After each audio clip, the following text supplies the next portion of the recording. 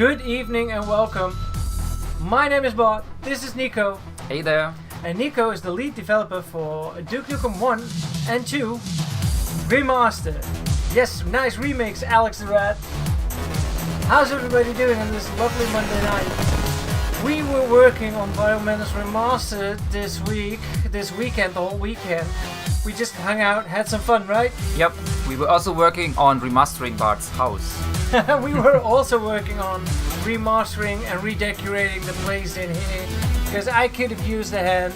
NIKO was stoked for just a different scenery for just a weekend, so we decided why don't I just fly you in or drive?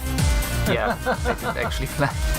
Alright, so we got this weird different layout tonight. I hope it's working. I totally forgot to turn off the FRK. 1 hour 20. 1 hour and 20 minutes. That's not a good speed run. Let's see. Alright, we're playing this on a real Evocate. Let's see what that sounds like.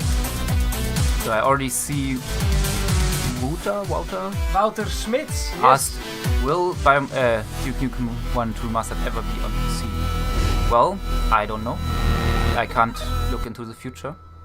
Would be cool if it would be, that's for sure. Yeah, we would love to see that happen, but the choice is up with Gearbox. Yep. And not to NIKO, not to me at all, because I have nothing to do with Duke Nukem 1 and 2 Remastered, though we are working on Biomenace Remastered together. So if you haven't wishlisted it, this is your moment. Let's see. I could also add like the video thing to it. Oh, I always have to look. This is so. I am indeed German. Yonko or Jonko. Let's see, we know if it were up to you, it would have been on PC. Absolutely, Rook Me Amadeus. Of course, that's why we are bringing Biomenace to the PC. Wishlist, and I fucking lost it. Oh, I'm so embarrassed because now I have someone next to me that can say that I'm messing it up big time. Alex says, NIKO looks nothing like his profile picture, what the heck? Yeah, I'm sorry. This you've been deceived. He catfished me too. I thought he was a baby. Found it. Let's see. I found it. I'll just have to transform, send it to fit the screen. Oh man, it's so much to do. Okay, restart it so I can see where it actually is, and we can just put it here, like that, and it will play every 5 minutes. Haha! Thank you, Equitix. Yeah, it's nice. It's from a conference. It's a Best Bus conference. Oh, so you were finally able to read it. So yeah, this is some sort of special live stream, just because why not? Let's have some fun. So, we're playing Duke Nukem 1 and 2 Remastered. We're playing it on the real Evocate, and guess what? I have a copy that's signed by the lead developer. It's disappearing. It's with disappearing inked. And he signed it during the fair in April, June? When was it? I think it was in April. I totally lost track of time. It must have been April. I think it's, Or May? It's maybe May. April or May, but no, it was. We had announced Biomenace because we let some people try it. So we had definitely announced it, but yeah, April or May, don't know. Alright, let's see if I have the audio for the retro capture in. Yes, we do. That's nice. So you guys are able to hear the main menu music. Here's the controller for the Evocate. I'll just play because it's a single player game. Maybe NIKO takes over in a while. We haven't really discussed that, so it's a bit of a improvisation stream. I mean, we were like planning on playing something else, maybe Heretic and Hexen co-op, or you also came with the idea to play Black Mesa, the Half-Life 1 remake. And then earlier today, Smash Dash sent me a message and he said, why don't you play Duke Nukem 1 and 2 Remastered? Because you got the dev like in-house right now. And I'm like, why didn't I come up with that idea? Such a great idea. I like that. Wait. What's an Evocate? Evocate is a retro console that uses cartridges, so you actually have these physical You can't see it here, but... Well, I can take it out. We have the other one. So you have like these little... Yeah, it disappears. Little boxes. And they have these little cartridges. And... Yeah, and it's all officially licensed, so it's not like your typical Chinese pirate emulation handheld. And the thing is, it's by Blaze Entertainment from the UK, so it's pretty local if you ask me. And they work on a really nice handheld controller, because these controllers, they feel cheap at first, but they kind of grow on you. They're actually quite nice. They're actually quite nice, believe me. I wouldn't say it if it's true. And it comes with 2 of them. And another cool thing is that the Evercade VS, it's right there, so therefore I'm pointing that way, is it houses 2 cartridges at once.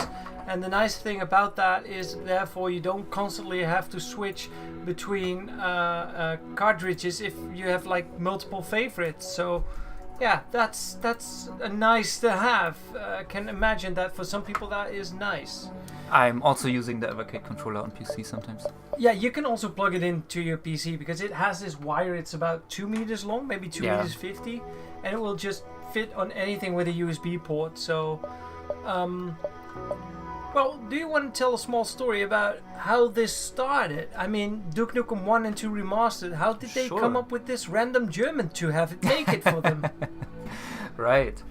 So, in 2016, I was on vacation and I felt like doing a coding project.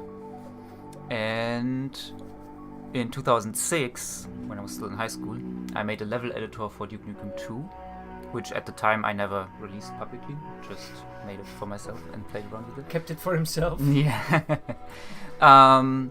And so this was 10 years later.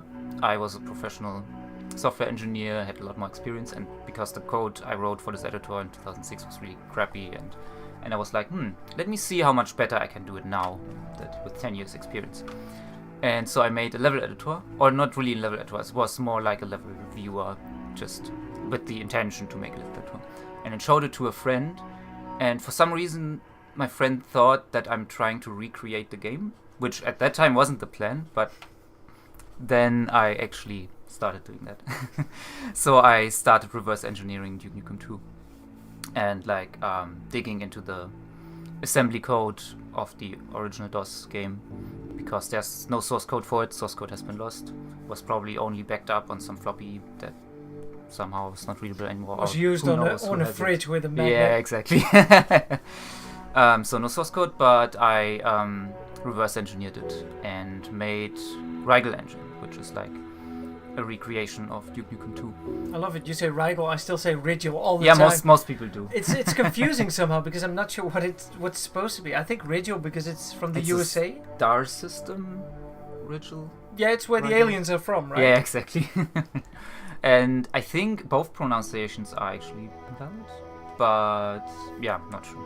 Yeah, I say Rigel. Most people say I have the same Rigel. issues with Leisure Suit Larry or Leisure Suite Larry. Oh, yeah, good question. My dad used to constantly set me straight on that, and I keep forgetting which one it was. Yeah, anyway, so this was 2016, and I worked on this really long time because I was also creating my own modern engine for it to run in and stuff like that. And yeah, also learning a lot of stuff like about the whole reverse engineering and so on. And so I think, when was it the first version that was fully playable, all episodes? I don't remember. Maybe 2020, 2021? Not quite sure. But yeah, Bart did a live stream with the Rigel engine, so with the open source free thing that I did. And I broke it. Yes. One of my favorite highlighted moments from the live stream. Extremely fun live stream. And of course LGR gave it some attention by playing it on that ultra wide screen that he had, and that was kind of the moment when it got off the ground. Not because of my stream, it was because of Clint. It was because of Clint. But I'll take some credit. You definitely contributed. I'll take some credit. Yeah, as a tester. Yeah, so LGR made a video about it, and then a lot more people learned about it. started playing it, and I kept developing it further. And then Blaze Entertainment, the company that makes the Evercade, they managed to secure a licensing deal for Duke Nukem, and a couple Duke Nukem games. Yeah, like Duke Time 1 to 2, Kill, Land Time of the to Kill. Babes, Duke Nukem Advance, like most of the smaller ones, to be fair. The console games. Same with Duke Nukem 3, Duke Nukem 1 and 2 are like the least popular because Duke Nukem, everybody back in the day was talking about, if you said Duke Nukem, they would think about that gory 3D shooter and not the platformers, which are my personal favorites, if you ask me. Same. Yeah, otherwise you would have done something else. Yeah. I mean, Duke Nukem 2 is really one of my absolute favorite childhood games. No. And so they found you and they kind of hired you to recreate already what you got. Because I remember that you made the original engine, I did the stream, you fixed a few things, there was slow development, like some modding, like custom characters. Stuff like that. We were doing, other people were doing all kinds of cool things together with you. Levels also. Ruba made a bunch of levels. Who's Ruba? One of the best level makers I've ever seen, though. And then it somehow went quiet, like silence. And then in October, it was like summer. The summer of 2022, there was this trailer online about a game called Duke Nukem 1+2 Remastered for the Evercade, and the whole world was like, why only for the Evercade? And we are still hoping it comes to more platforms, of course, but that's just not up to you. No. But it's lovely that you just got to work on an official title for Duke Nukem. Yeah, and maybe one more piece to the story. So, because they could have also just maybe put them on using DOSBox or something, but the chief technical officer of Blaze Entertainment, he's also a big fan of Duke Nukem 1 and 2 specifically, especially Duke Nukem 1. I think Duke Nukem 2 he didn't play so much, but this was also like his first game that he played in childhood, Duke 1. And so he knew about my regular engine, and thanks to LGR, because he's an LGR fan too, and he thought they could reach out to me and see if we could work together, because they would like to not just emulate Duke 1 and 2, but in the original ROM, but really try to make them better. Remaster them. To be fair, I think Duke Nukem 1 might as well be one of my first platformers either. Yeah. And that's great. Shall I just launch the game and we could just chit chat about it even more during gameplay? I'll just see how it launches. Alright, so you click the game. It's kind of confusing because you have like Duke Nukem 1 and 2, and this one you have like Time to Kill and Duke Nukem 3D on the same cartridge as this one, and Land of the Babes, and they show up like as different titles in the main menu of the Evercade. Yeah. But the weird thing, Duke Nukem 1, Duke Nukem 1 and 2 is the only one that is like combined, which can cause some confusion because it's still one game. Yeah. And then you can read a little bit about the game. Yeah, you can read about the game. You can see how long I played it. Let's 5 hours. If I hit read more, you can even read more about the game. Oh, and that's there's something about it, yes. That's your name, Nikolai.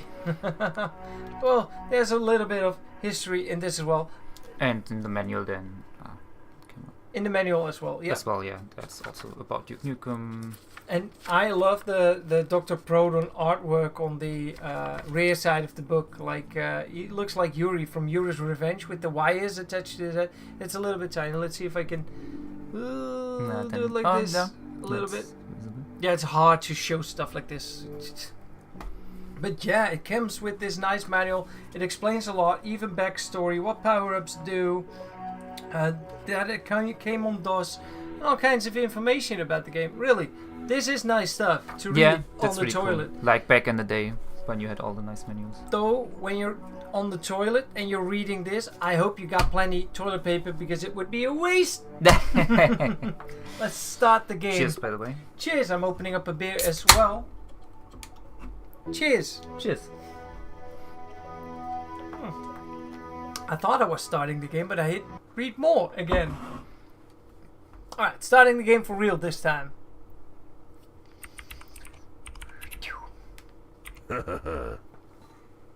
And yes, it's I an wanna do official confetti. Gearbox style. Oh, that confetti doesn't work. Oh, okay. Only the first one, the top one, the top- C. See. Oh, okay. Harder, you have to hit it. Oh, there it is. Yay. Alright, main menu time. You want to say something about the main menu, or you want to skip that?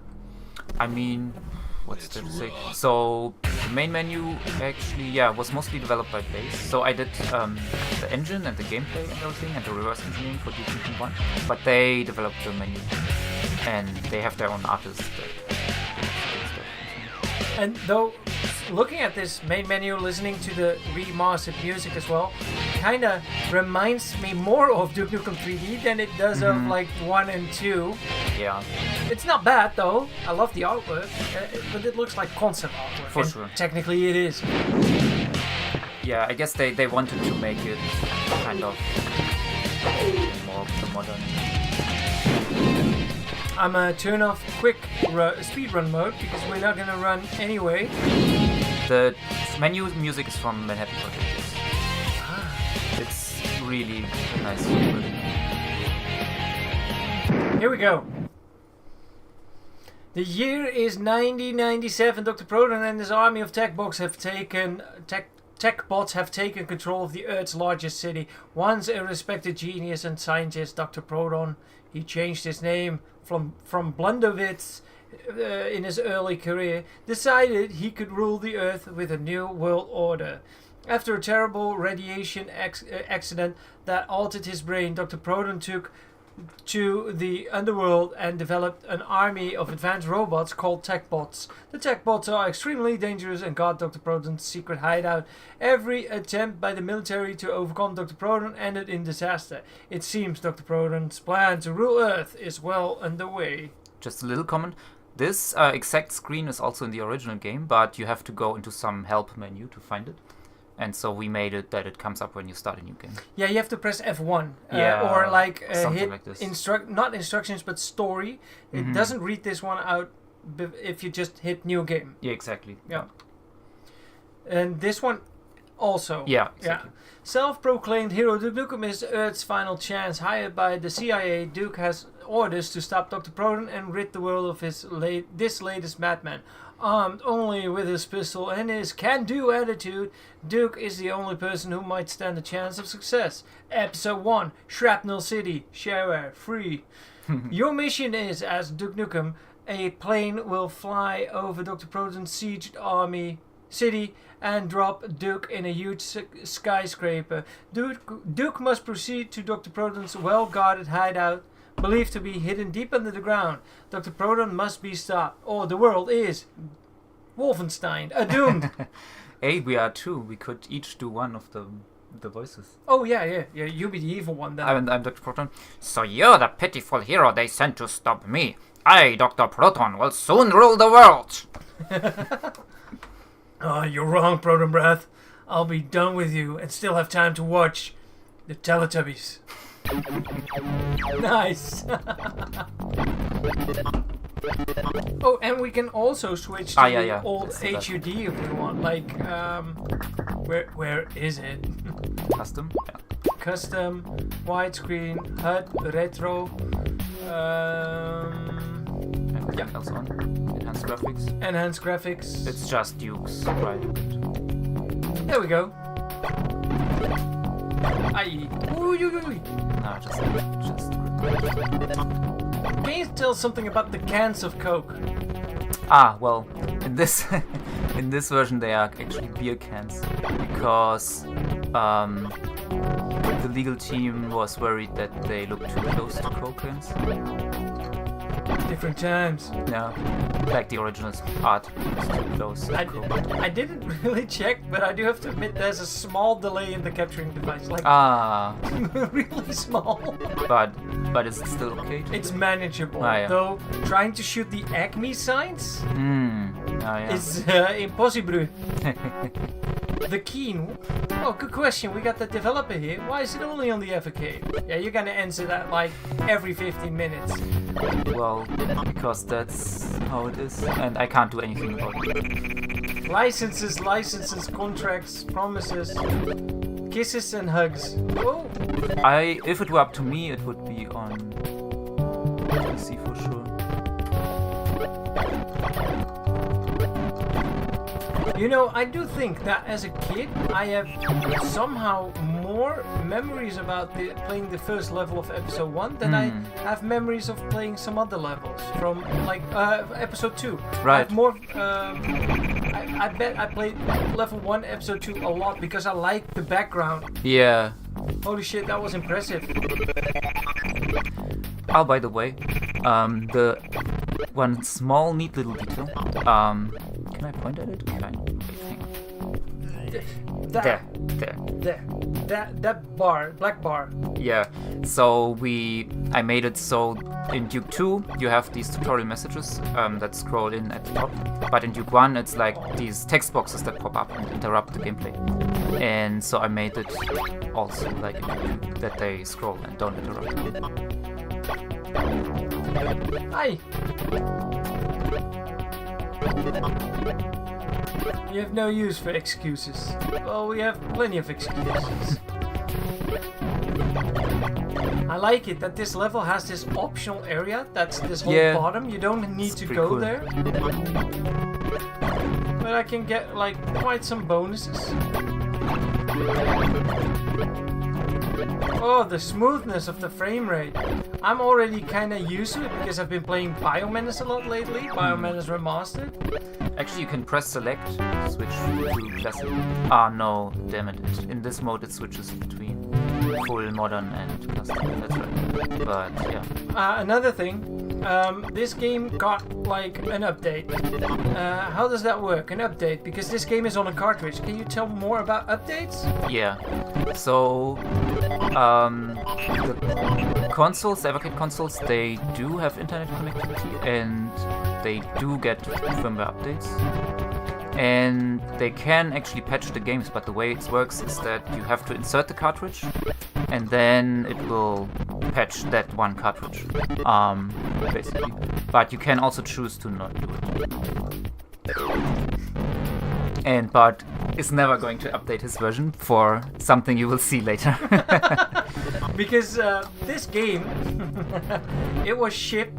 It was, well, because it's on a cartridge, it's not like a Steam game, like we render or compile the new version, upload it, and release it tomorrow. Yeah, no, that's a bit trickier. Not really how it works with a cartridge. Imagine that. Though there appears to be a way to update those cartridges. And that's a good thing. Players really look forward in time for that.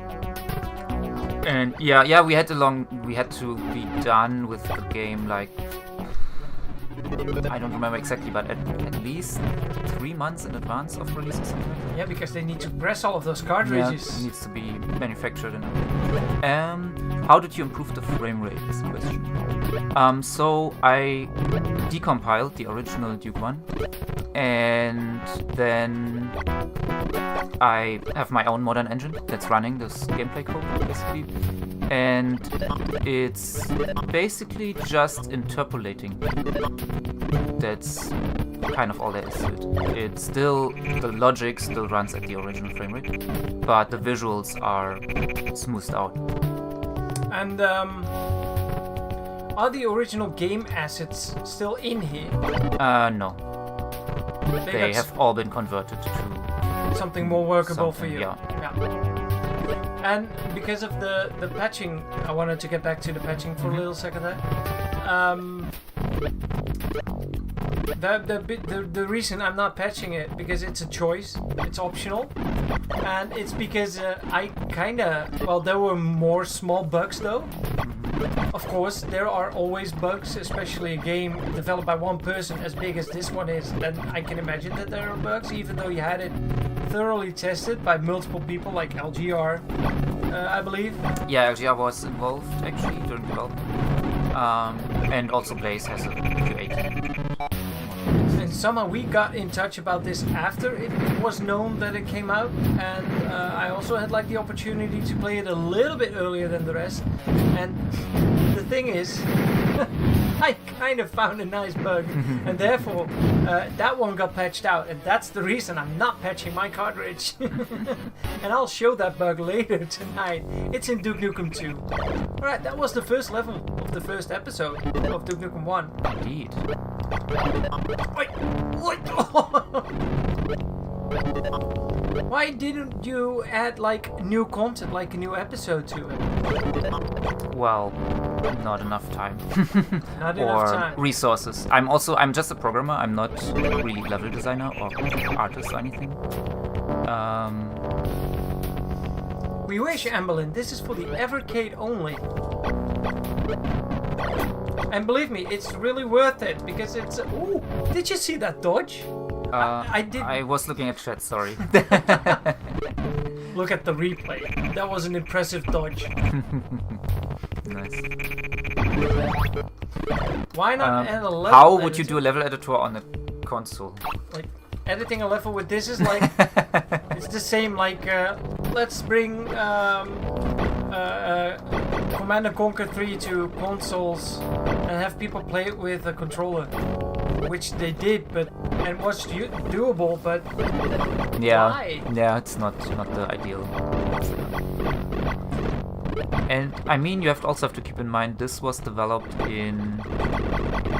from December 2022 to November 23 is when it came out, but development wrapped up sooner, so it was a little over 6-7 months only development time. And of course I had worked multiple years before that on Duke 2 with the Rigel engine. And of course you had a job in the meantime. I also had a job still, yes. I went down actually to part-time on my job. Otherwise I wouldn't have been able to.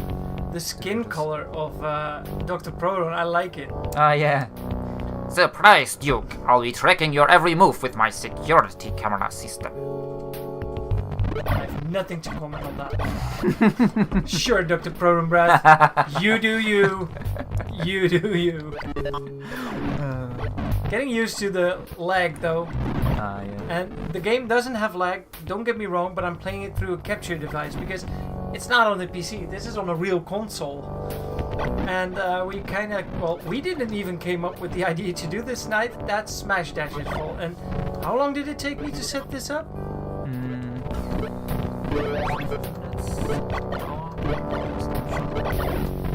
And half of the time was creating the thumbnails while looking for the...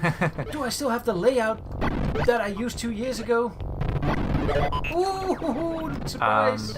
What do you mean with how would I play the game? Jonku? John asks indeed, how would you play the game? Like speedrun mode, maybe? There's also a speedrun mode in it.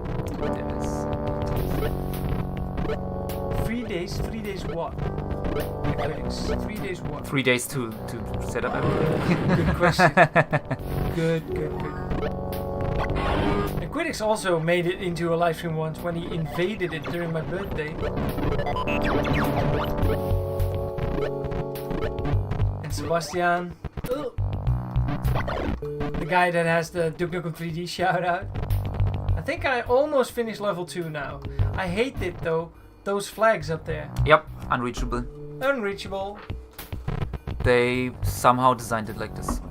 And not sure why. You decided to keep it like yes, that? Yes, because that's the was. Oh, I should mention the screen though. Yeah, this screen. In the original Duke 1 you have like these mini corridor levels between levels. And it does have all these bonuses, like when you destroy all the cameras and so on. They fly up like this. Yeah, it's just numbers that fly up. And it says like, secret bonus 1, 10,000 points. And then you have to read the manual or like the help text file that came with the game to see what each bonus actually does or is. Yeah, it took me quite some time to figure out why am I only getting one bonus. I think I got everything, but it's not because of you did everything. Yeah. It's just because certain aspects, specific things must be reached. Like you just kind of took away the surprise. Yeah, of it the made it way more obvious and clear what's going on. Which I totally understand, though. Yeah. All right. And these text hints on the next level, you'll need to find a special access card that looks like a keyboard. These are also in the original, yeah. But in the original, you have to interact with like a sheet of paper on the wall and then it gives you that text. Thanks, Alex the Rat. By the way, people were complaining yet those @ signs in front of your name on YouTube like a month ago, and that was fixed, that was gone, and guess what? It's back. Sorry, everybody. The choppers. Can you tell me something about the choppers? I mean, I know you did find a bug with them. Yeah, I also, we were just discussing it, and I thought maybe I jogged your mind enough, because I also don't fully remember, but I found them. They would, when you shot them, and they would crash, they would fall through the floor, while they would usually explode on collision with the floor. That was the bug that I found. Yeah, that's right. And then I also asked you, how's it configured with the hitbox? How did it work? And you made me like this demo with all kinds of lines, so I could see what would be like the hit zones. I wrote a blog post about Duke Nukem 1's hitboxes. Slightly after, right? Yeah, a little while after. Oh, Turkey. We don't have, well, release date for Biominus, Q4 of this year, but we're not ready to say something more precise than that. Wish we could though, but it's still so deep in the works. Absolutely. We've been working on it quite some this weekend. NIKO coding, me designing. Making levels. Making levels. Playing levels. Yes. Oh, I fell for it. In this level there's a minor level design change I did, because in the original you have to take damage to finish the level. There's one spot where you have to jump on a spike. There's no other way around it. You have to go there. And so I changed that so you can actually finish the level without taking damage. You want to show where it is on the original map? Like yeah, let's do that. Good. Where is it? Might need to reopen it. It's not there anymore. This one. This one. Yeah. Shall I do it? Yeah, sure. But where is it? PC. Scroll down. Duke. This one. Oh, I hate this page. Yeah, I know. We're looking something up. We thought we opened it before so we could easily show it, but then it was gone. Level 3. 3? Alright.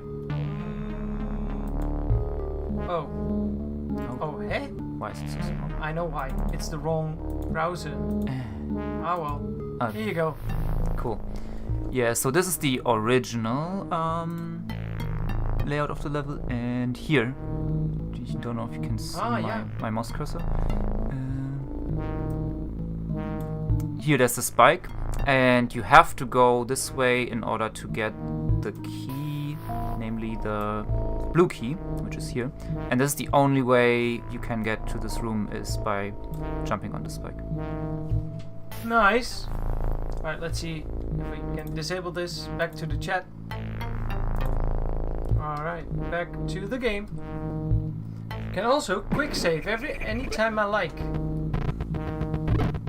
Oh, you remember that spike? Oh, I thought we were almost there, but it's one floor up. Yeah. I have to re-warp back up. Yeah, that's this level. And if you switch... Oh, actually it's below. This is the room where you get the blue key, so... You're right. Here's the key card. Always loved collecting that. Right, what IDE do you use for developing Biominus? I use Vim and Sea Lion. Are there any cheats or Easter eggs? There are plenty of Easter eggs. That's for sure. And references. We will put cheats in Biominus Remastered. Maybe not all of them, but there will definitely be some of them we will put in.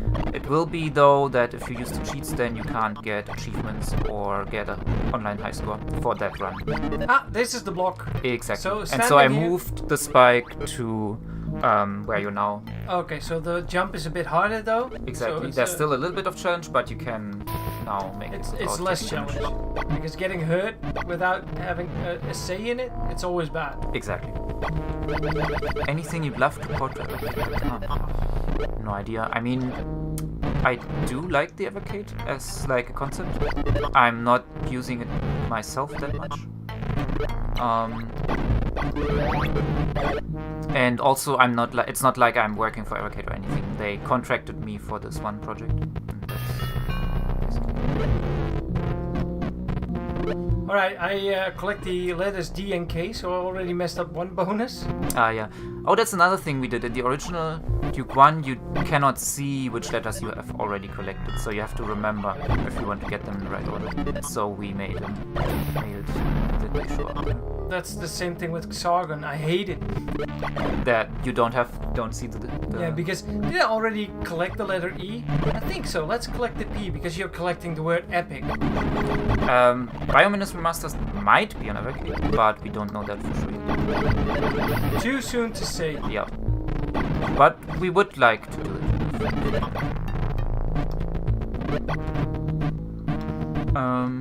Any plans on a future project? I mean, right now I'm very deep into Biominus and there's still a lot to do, and I think when it's done I'm gonna want to take a break from game development for a bit. Don't get NIKO wrong. NIKO enjoys games and does this for fun, and somehow this is the second game that just fell into place, like making it original. Official, you mean? Official, Yeah. original, official. But Nico's not a game developer at No. all. No. Well, technically you are, but Technically yes, but I that's don't. not your main gist. Yeah, it's not what I would see myself as. You're more of a programmer for software. Yes, and I really like reverse engineering. I mean, right now. All right, let's have the people guess. How many lines of code Oh. do you think that NIKO wrote? And you wrote all of the lines, right? Yes. Or adjusted. No, those lines are all written by me. How many lines of code do you think Biominus Remasters has right now, as is? Okay, we have first Yeah, guess he 69. only wrote 69 lines. I know. And one of them is upside down. Get it?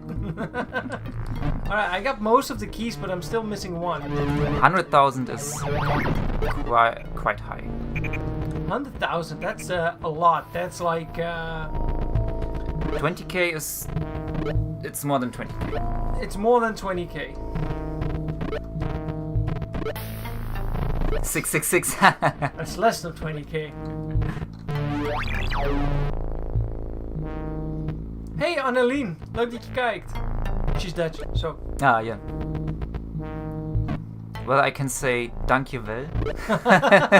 Holy shit, every sign that we spot this weekend, Nico's trying to make bread out of it. Like, how does these words combine to what you just said? And I'm explaining it. Oh, damn it.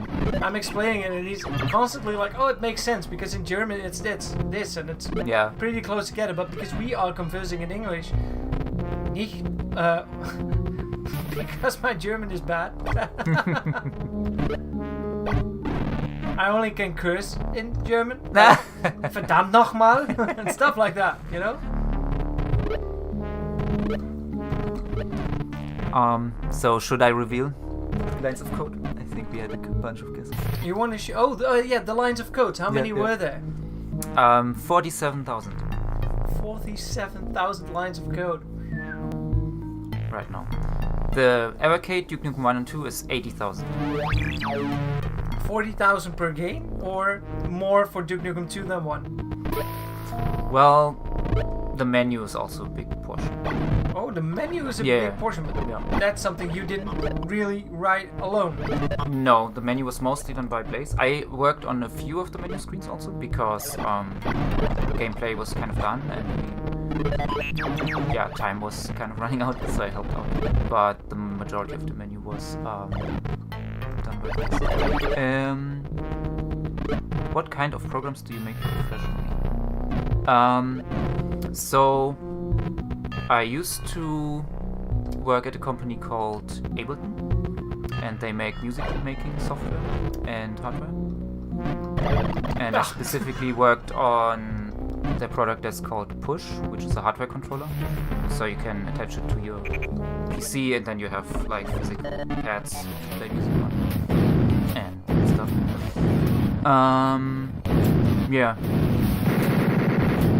And then I went to a different company, and they are kind of like a consulting agency for business software. Alright, that was level 3. On to level 4. Would you like to give level 5 a go? The level after this one that you play. Sure, why not? I mean, entertain me for once. Yeah. It's always lovely when I'm doing a stream and I don't have to play games. So, if the delay is setting you off, please admit, because I'm getting used to it. It's still pulling me off a bit. And that's just only because of the capture device that I'm using. Oh, that's a good question from Ricardo, though. What would be your dream project? Like, what would you dream to work on? It's a very good question.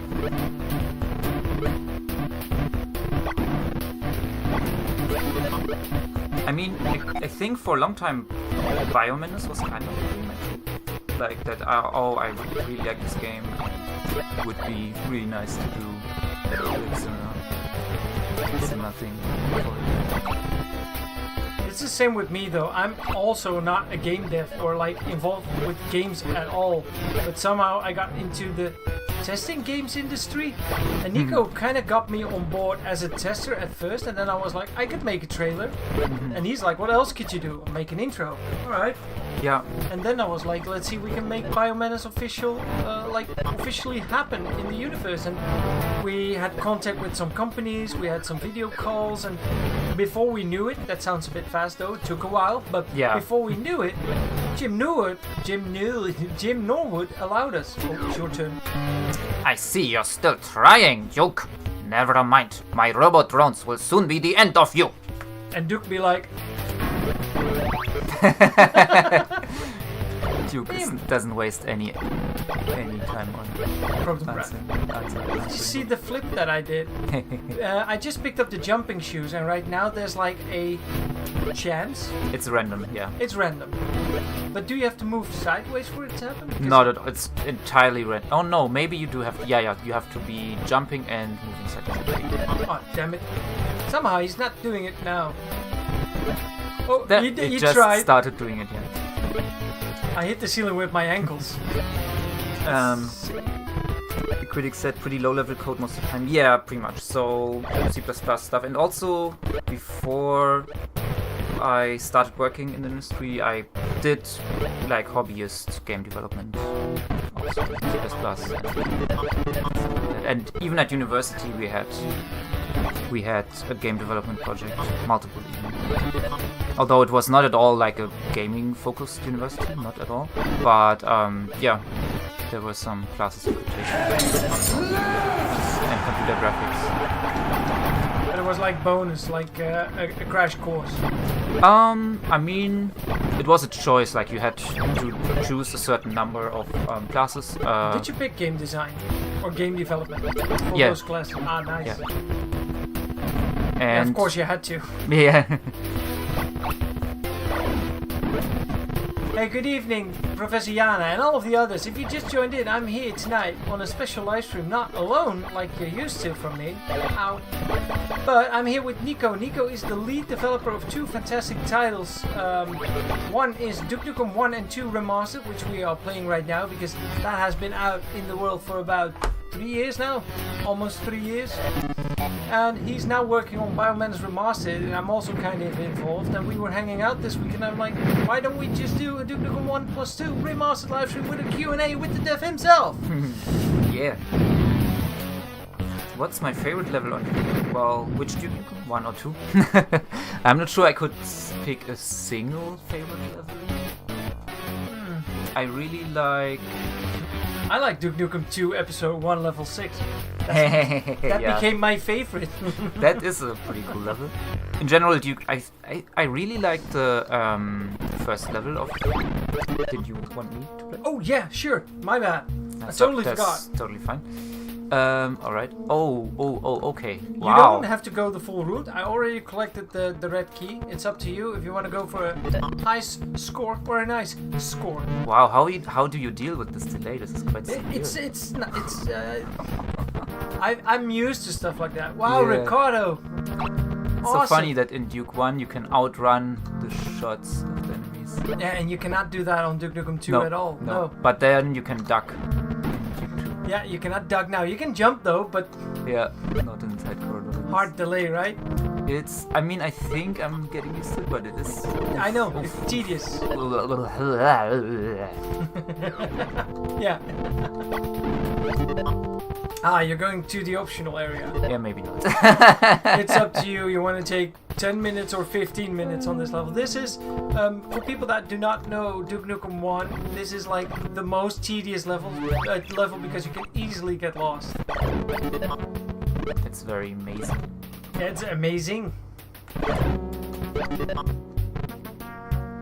Well, you'll have to reach it now. The chat, well, nothing is really going on.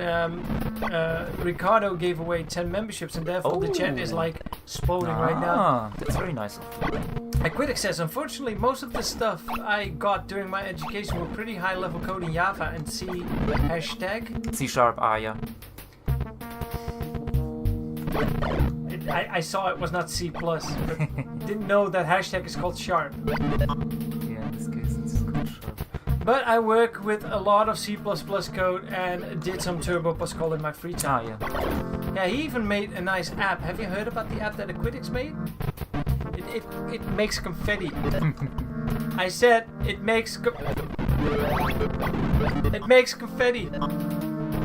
I'm glad I wasn't the only one who went there. Nikolai Holst asks, hi, will we ever see an update or remastered version of Duke Nukem Atomic Edition and for PC?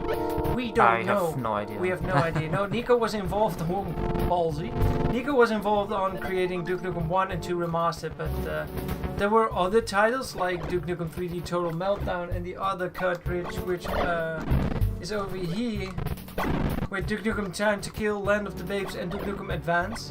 Kind of, well, some of them are remastered, others are more like improved, and others haven't been changed that much. Der Koning ist zurück. Kämpfe dich durch die Weltgeschichte, rette die Zukunft und bereise die Welt in 32 Bit. Duke Nukem. Aventuren für Evercade. Something like that? My German is... those are not the easiest words. Cut me some slack.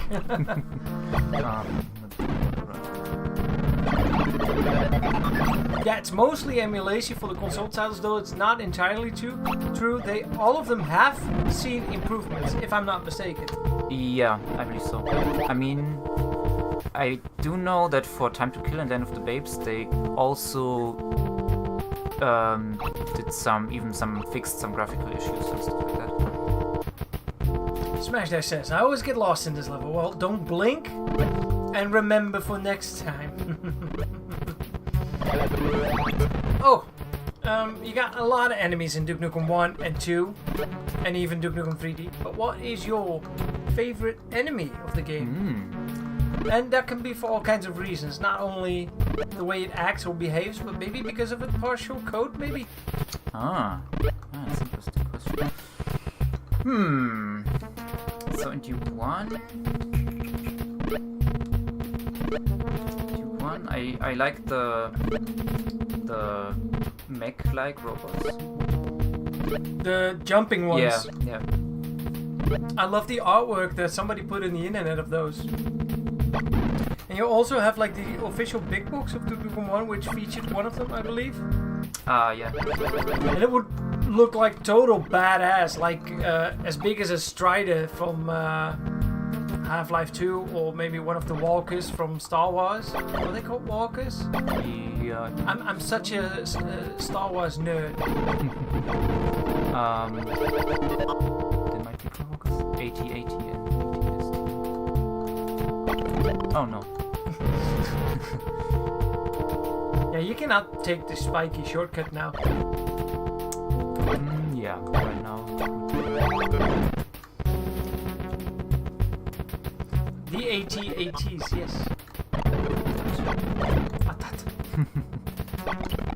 and get hurt. That's a shortcut, right? Yeah, I think so. Yeah. Vorsicht. Oh, but Yeah. you need that. But you can quick save, right? I can indeed quick save. Now you can go through the spike pit, see if you survive. I could do that, yeah. Quick load. I think I will survive, but... Yeah, you survived. What do you want to show off the rest of the level? Yeah, I mean, why not? Why not? We're here anyway. Load again. Yeah, taking the original route. The jumping walk has always reminded me of ED-209 from RoboCop. I've heard that, yeah. They might be, Heavily inspired. who knows? So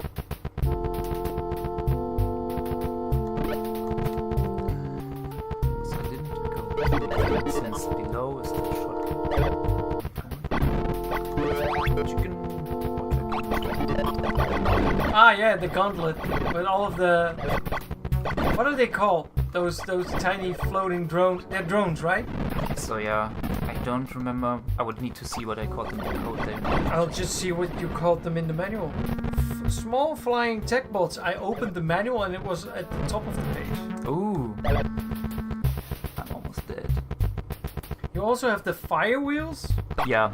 Those are also called tech bots. All of them are tech shit. bots. Okay, now I'm gonna die. You're gonna die. Yeah, you're gonna die. Sorry, shouldn't be that happy about it.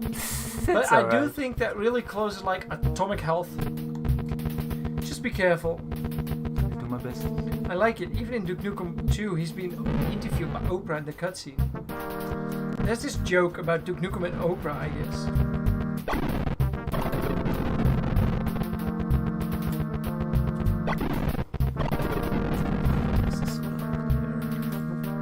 Or a beer. Oh no. Oh, the developer died. Good thing. Okay, maybe That was a good idea. Maybe I will. Sure. This level. Duke's 2 improvements over the original include more detailed visuals, larger levels, a wider repertoire of moves for a hero. This is super confusing in the manual because it's. I always think when I read that they mean in the remaster, but what they mean is Duke 2 over Duke 1. Ah. Yeah, it's Yeah, because it also sounds like they added more content, but they did not. But compared to Game 1, it's a big improvement. Because don't get me wrong, I love Duke Nukem 1, but Duke Nukem 2 is so cool. The music is great though. Too bad that didn't make it in the game. Yeah. But to make up for that, Duke Nukem 1 originally didn't have music at all, and now you're listening to music. So there were choices to be made. Speaking of choices, Biomenace Remastered does feature the original music. Indeed. And even more. Indeed. We have a talented composer that already composed, well, can we say a number? Why not? Maybe 6 tracks.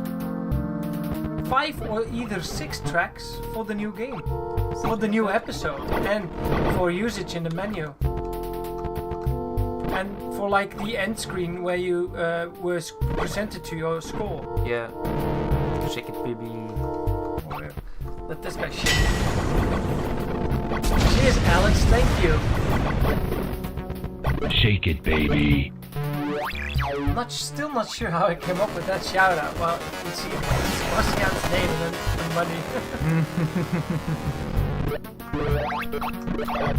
Oh.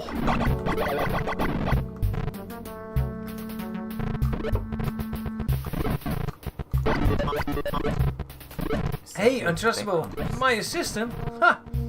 Maybe the other way around. This is Nikolai. He's working on a game called Biomenace Remastered, and about 3 years ago he worked on a game called Duke Nukem 1 and 2 Remastered. Oh no! I'm sorry. No, it's okay. I see that you're going places. I don't like that. I'll be waiting for you, something like that. Yeah. And we were working together on Biomanus Remastered, and Nikolai had some time to spare. And I said, like, why don't you just come to the Netherlands and hang out for like the entire weekend with me? And he's like, yes, we can work on Biomanus together. And I let him redecorate my house though.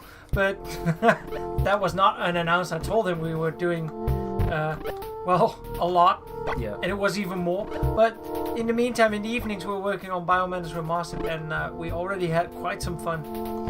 We even visited the beach yesterday, because why not? We already collected gun pops. There's this interesting thing about Duke 1 where you shoot faster when you're up against the wall. Versus, I mean, now you can't tell because we already you only have 3 bullets. Yeah. There can only be 2 or 3 visible at the same time. Exactly. Yeah. In the original.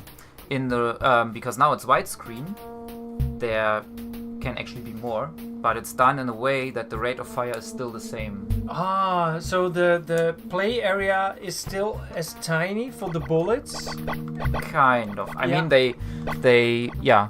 So now I can only... Otherwise, in widescreen, you'd be able to shoot slower because you have to wait for the bullet to leave the screen if you wouldn't hit anything. Exactly. Yeah. Yeah. I didn't even realize that, you know? Yeah. That? I didn't realize was that. a lot of work to get that to be just intuitive.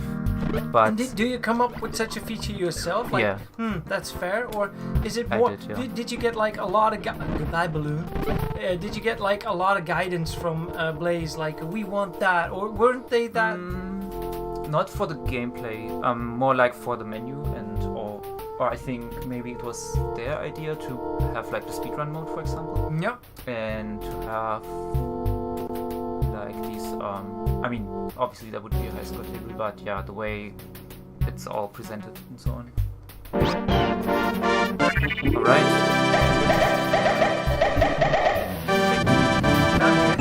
You start with this level 1 health. Good luck. I saw it. Let's eat that spiky ball for Bart. And I don't even know which level is next, by the way. It's this one, yeah. I like this level. Yeah, this I was cool. thinking about this one, but it has this nasty ass spike bit at the start of the level right now. Yeah. And I am in luck because because sometimes there's a little bit of RNG depending on when you spot them and how fast you enter the screen. But let's see. No, it's not possible for me. Oh, of course, destroy the coke. It's possible to make it, but yeah, it's...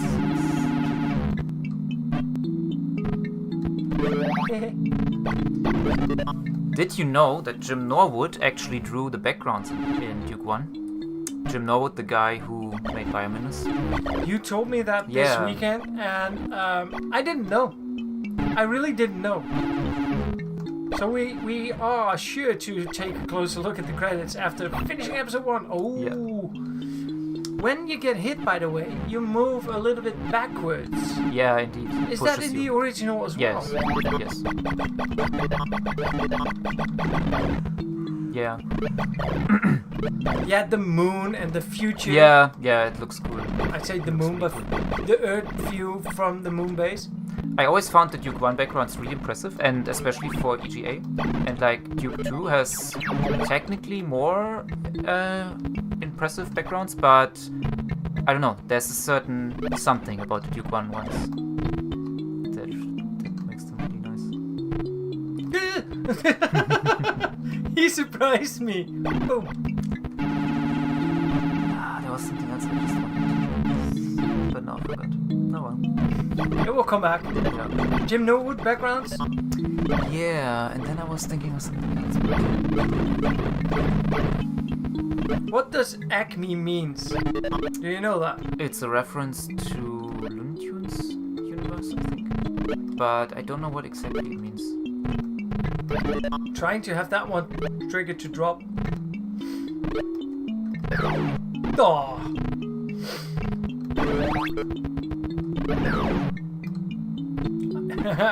I'm thicker than the Acme sign. Oh, now I remember. Yeah, actually I did. So once I was finished reverse engineering Duke 1, I did actually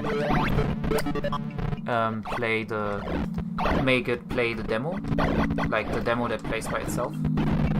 And then I recorded it and... Oh, fuck! I don't have you don't have the glove yet. the handshoe. Yeah. Handshoe. Yeah, so I recorded both my recreation and the original game, and then compared frame by frame to make sure that it's matching. The critic saw a bug. Some boxes despawned before they left the screen completely. Yeah, I think this is also in the original, and personal attack. To keep the... I think I would need to double check. When I use the elevator. Aha. Every time, it's been like a year since I played this level, I need to think which elevator? Which order you need to do certain stuff. Right. Like right now, I should just go here, collect the handshoe. Yes, I know how to pronounce it, but it's way more fun my way. Just like blondes want to have fun, I just want to misspell stuff. Your turn. Oh, it's not your turn. Yes. Duke! In spite of your persistence, my plan to rule Earth will not be stopped. Your pronunciation reminds me of the same voice of the Italian guy that made Brutal Wolfenstein.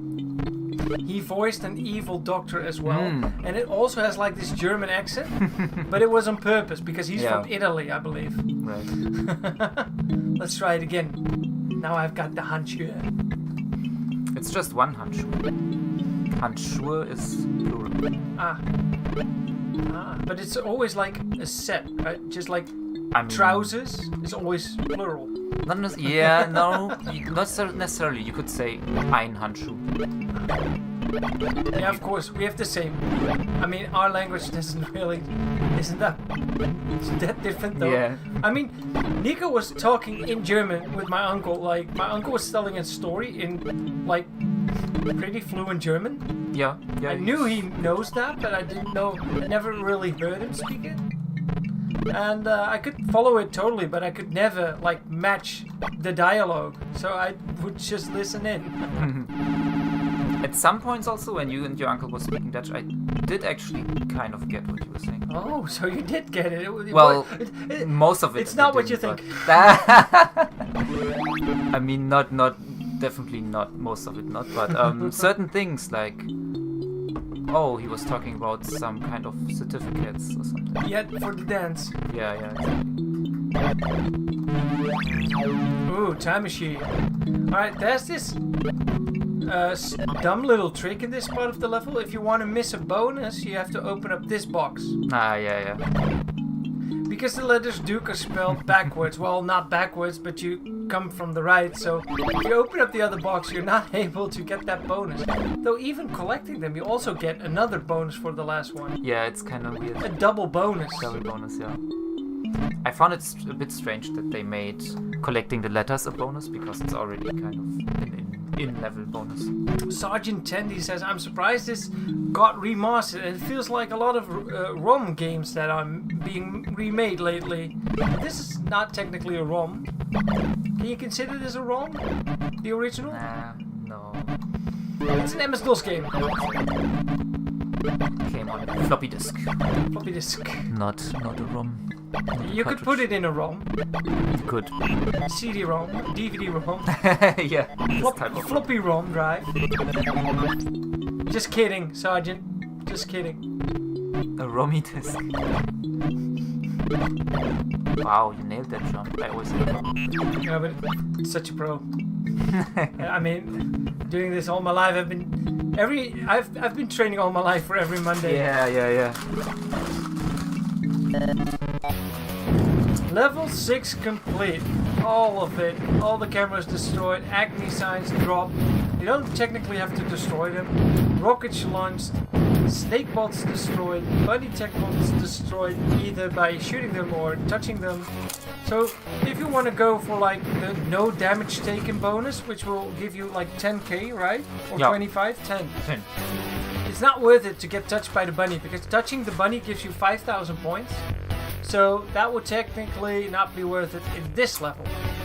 Also in like levels where you have 2 of the bunnies, still not be worth it. But I if you think- have 3 bunnies, If you have 3 bunnies, it's probably worth it because they are worth 15,000 by touching them. no. And the bonus is also. But I hope you've been feeding NIKO. Yes, he sometimes grabs a few chips. That's all he gets. Can you maybe tell me some more about the reflection? Because there was Yes. something up with that in the original game, if I remember correctly. You remember very well. I have a brain. So, I also have a blog post about this reflection. Yeah, I read that. That's why I mentioned it. Yeah, this reflection, I was really impressed as a kid when I saw this reflection because it's maybe doesn't look super crazy nowadays, but that's not something you really saw in DOS games. But the reflection, what is it exactly what we're looking at? What's going on in Right. there? So essentially it's just copying part of the, it first draws the game normally, and then it's basically just grabbing and copying part of the screen and mirroring it and squeezing it down. And so in the original game there's actually a bug where if you scroll the camera so that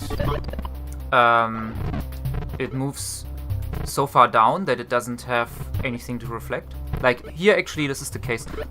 This The part. one on the left, yeah. Oh, I could go there. So now it looks I normal. cannot. But you see, look at the height of the mirror. Yeah. Now it's 1 tile high, and if you go back up, now it's 2 tiles high. And that's something you changed. Yeah, exactly. So in the original, it would keep the same size, but then it would glitch because it Would didn't turn have. Yeah, black. Sometimes it would flash white and black. Yeah. And so I made it that it smoothly resizes. And it wasn't really a bug. It was more like if they would have like put a little bit more time in it, they would have probably fixed it as well. Potentially, yeah. But they already thought it was kind of cool and maybe figured it out later. Ooh, a And- reference. Why bother, Duke? Not even Commander Keen could survive the perils of my mercury mines. And Duke be like,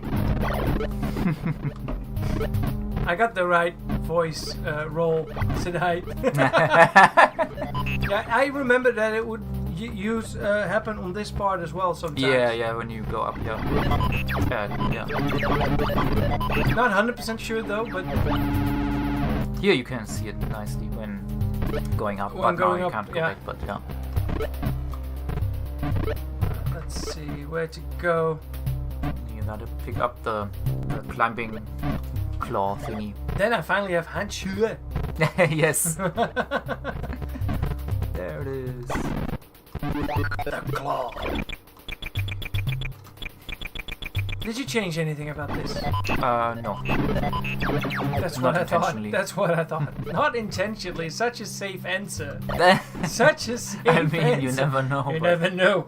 I might have messed it up. This background is quite nice, and Blaze Entertainment, they actually had some artists extend them, because in the original game these are only large enough to fill One tile? the viewport. Like yeah. if you go in the options and disable widescreen.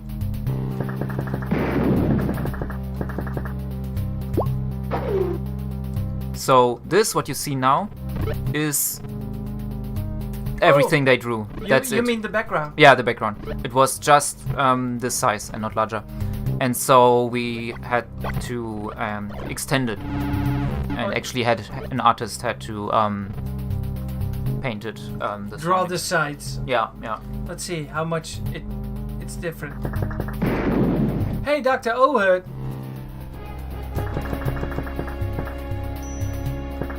There we go.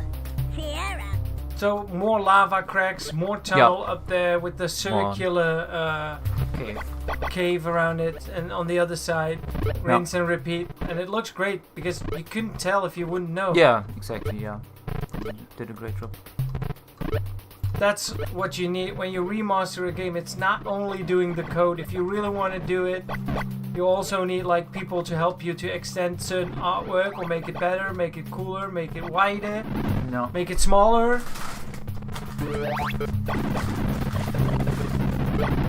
NIKO will get a pizza later. Look, he's almost disappearing. I have pizzas. I still have pizza. We already ate dinner. Yeah. It's not like I'm starving. Just like Craving. And who am I to say no? Grown man, make your own decision. You eat the filthy chips. Thank you, Gardenback. Happy to hear you like them. Well, and there's more coming because holy shit, we are so looking forward to share Biomadness Remastered with the world.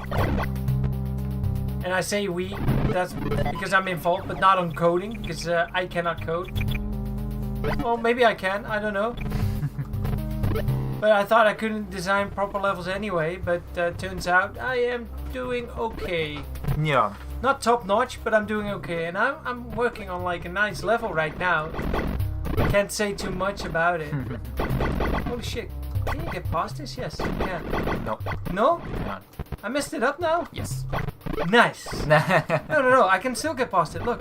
Oh. Haha. Right, but only down here, so if you miss one of the things. Yeah, but I've up. been up top already, so Yeah, that's right. good. Because I think I missed like a power up down here. I love that you don't get hurt when you step on them. Just stomp on them, yeah. Mario style. They're like floating Goombas. Droning Goombas. Alex the Rat, thank you. Thank you for the beer and have a great night. And by the way, congratulations and thanks for sharing your retro rig with Biomadness on our socials. Yeah. Because we really enjoyed that picture and therefore you won a Steam key for the game. Of course, as soon as it comes out. But you already received it in your mail. You've probably seen it. You probably got that from our lead marketing manager. Nice guy. He's a nice guy. He does a great job. He makes good content. Yep. He really knows how to put our game out there. Yeah, I think he should get a raise.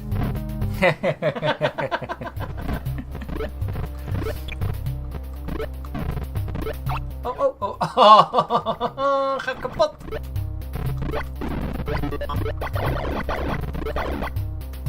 It's always lovely seeing the original Biomadness on like original hardware. It's not gonna attack me, right? I guess so. Yeah, it doesn't reach you. Not sure why. Should I wait? I was just gonna prepare something, but you Yeah, can sure. keep Go playing. ahead. I can just continue playing. That's Yes. nice. Oh! Look, it fell through the floor because my game is not patched. Ah, yeah, there you go. At least it looked like it. It might have scanned the platform. He's just hooving there. Menacingly. Wait, how do you pronounce that? Menacingly? Menacingly, I think.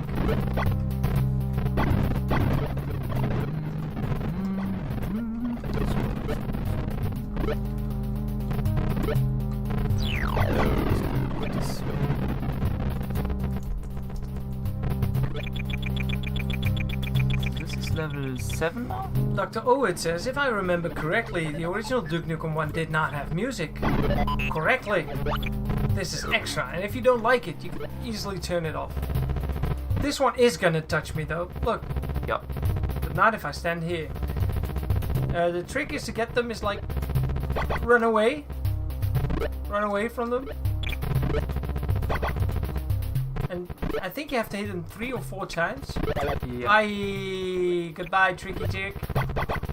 And now he's gonna sack to the bottom. Ah, and he did crash. That's good. Yeah, I remember the bug was he would only crash if his entire hitbox touches the floor, not if Only just 1 as point. part. But in the original, single point. Balloons! Before you go into the exit, I have one more person to show. Oh. But you need to go into the other room first. Alright, I'll go into the other room. Yes. Should I stay here? A bit further to the right. Alright. Ooh! The snake tech boy. Done. Alright, and then, yeah, keep walking. Right, so in the original, so I just pressed this. Yep. In the original, it looks a bit different. There's these red tiles on the Wait, other if side. You, if you click now, you can see Ah, your the cursor, yeah. Right. So here, we are here right now, in this area. And you can see in the original, there's actually red tiles on the other side for some reason. But this didn't feel logical to me because you take this door that it brings you somewhere completely different. And so I changed it so that it's like this. And you did it with more areas, like especially the level 4 that we did, where you have like these edges of the level close by, which you kind of extended the artwork Totally. for. Maybe you could show that. Yeah, that's a good one. Though I cannot really go back to the level. Oh, level 4, yeah.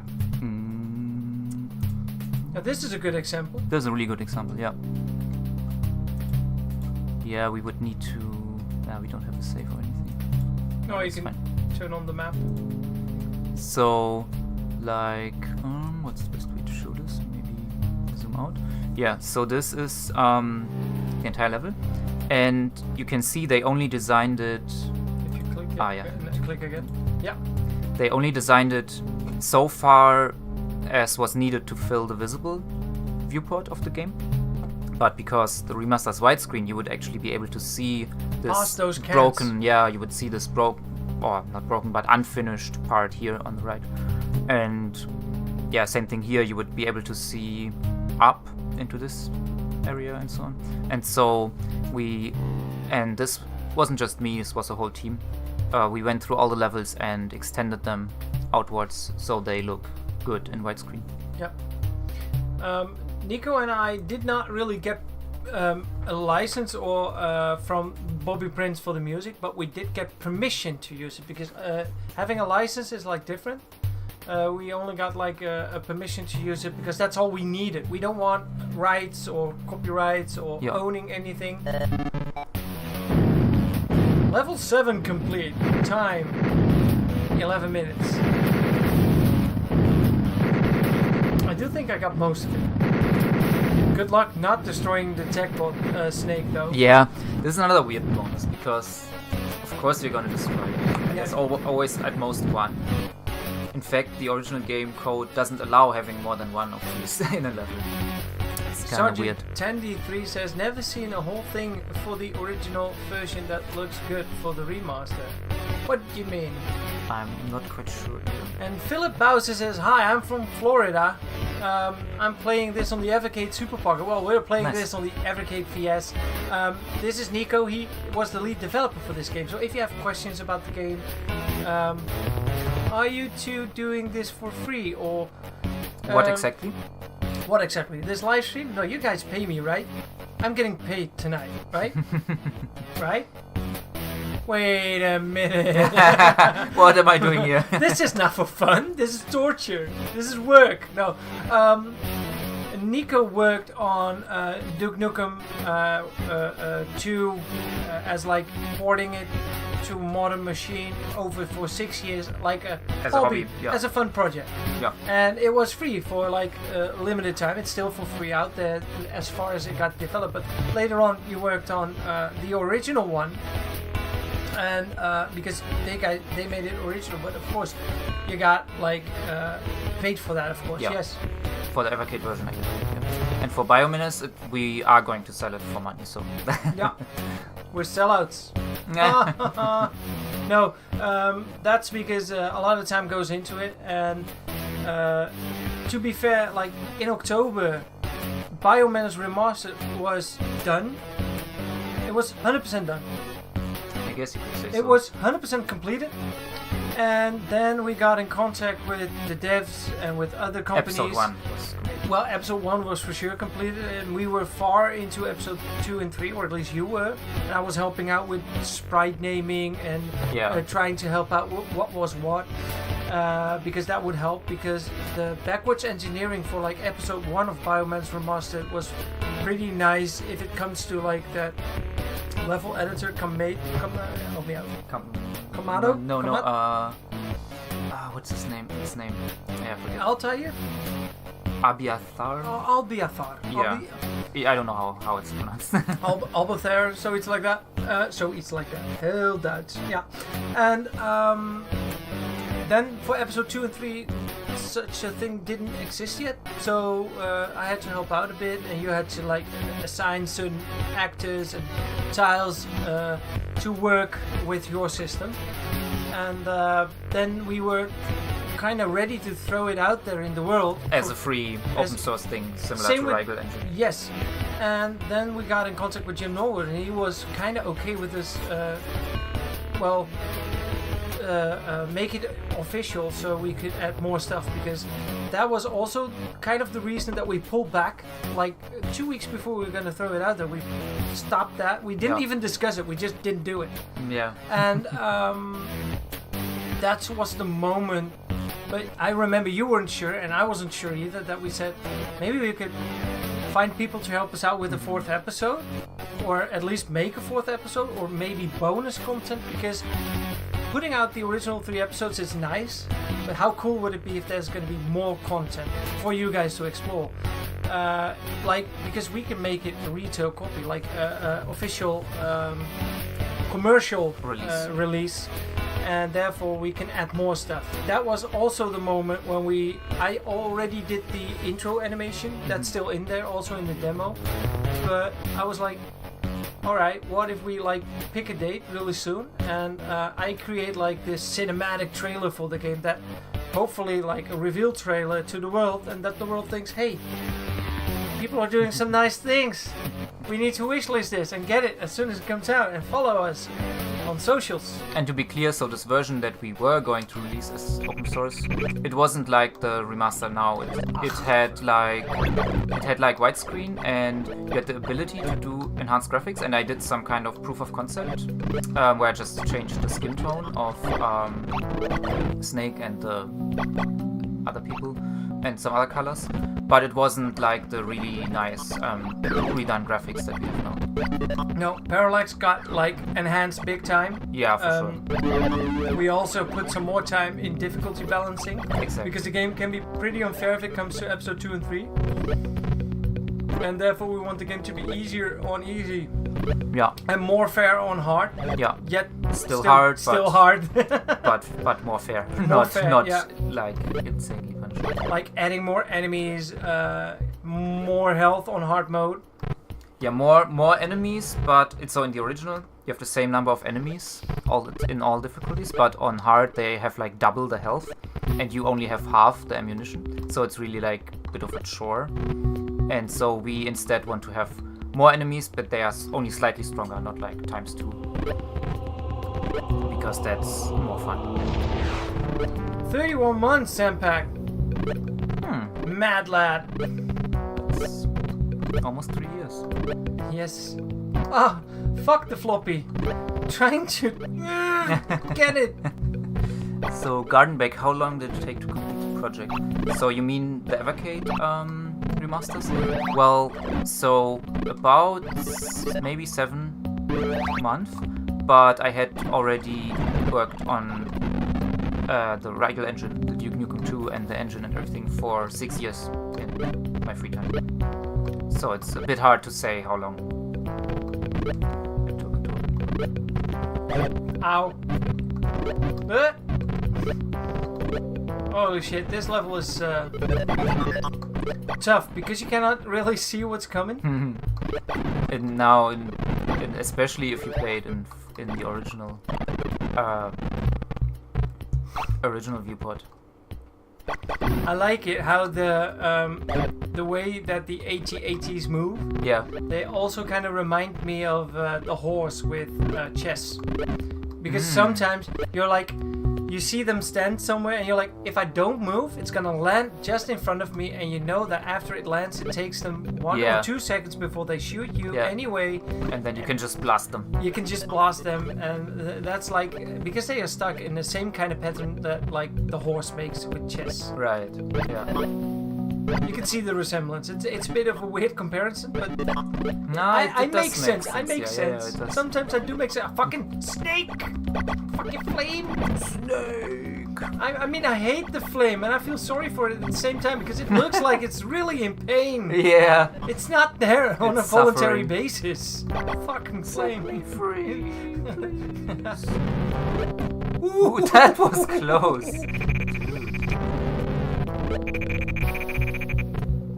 Any other DOS games I'd like to remaster? I know what your opinion about that is for now, but you have to choose one now. I know you're gonna say Commander Keen probably. Commander Keen, 1, 2, 3, Dreams, 4, 5, 6. And we'd ask the community if they want to maybe have their modifications in there. Like modded episodes. Holy shit. Like, then you get like infinite fucking game. Yeah. There's so much. That would also be nice, Equidix. Hocus. There is actually someone who decompiled Hocus Pocus. Recently released it on GitHub. Alright, if you're watching this right now and you decompile Hocus Pocus, you can sit next to me! All you need to do, call me! Alright, it's your turn again. Yeah. I hate heroes! Your luck is about to run out! Perhaps now would be a good time to flee, Duke. Okay, I'll try. Alright, Bunny Pit. But yeah, so yeah, you would pick Keen for sure.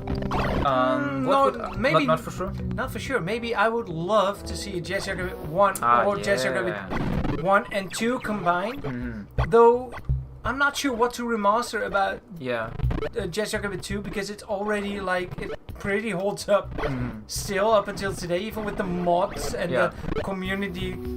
Even recently removing the 256 color limit and making it 65,000 colors now. I haven't really seen anything about that yet, but that must have been a game changer for the community. Yeah. The modding community. Yeah. Yeah, is there any other? I'm not sure if there's any DOS game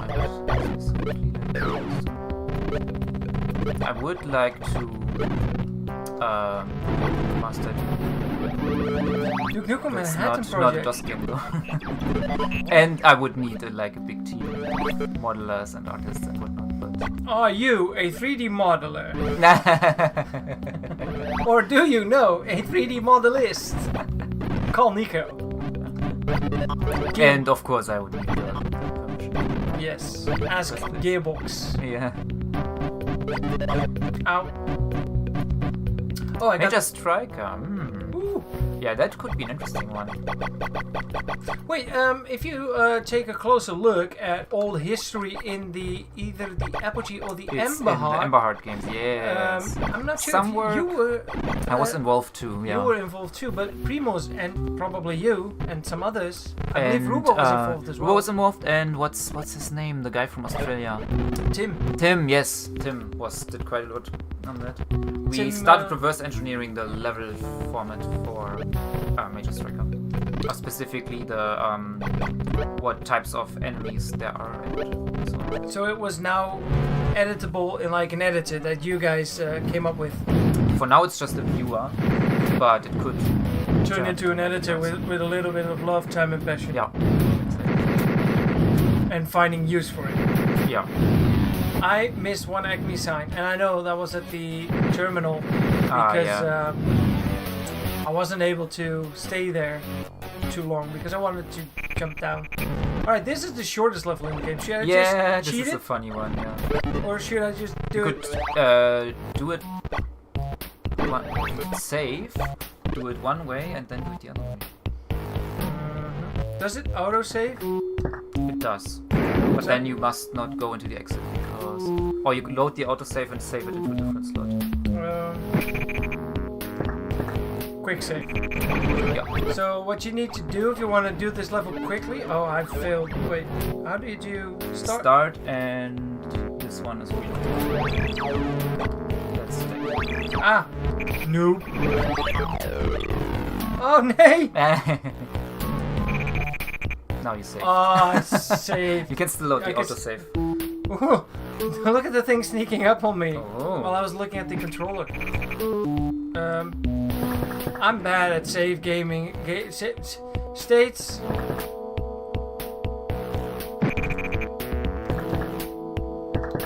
There we go.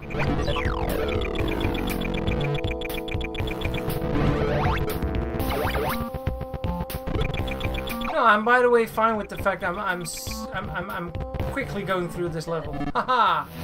There we go. I'm not gonna go back. 14 seconds. 14 seconds. I believe you can do it in 10. Yeah.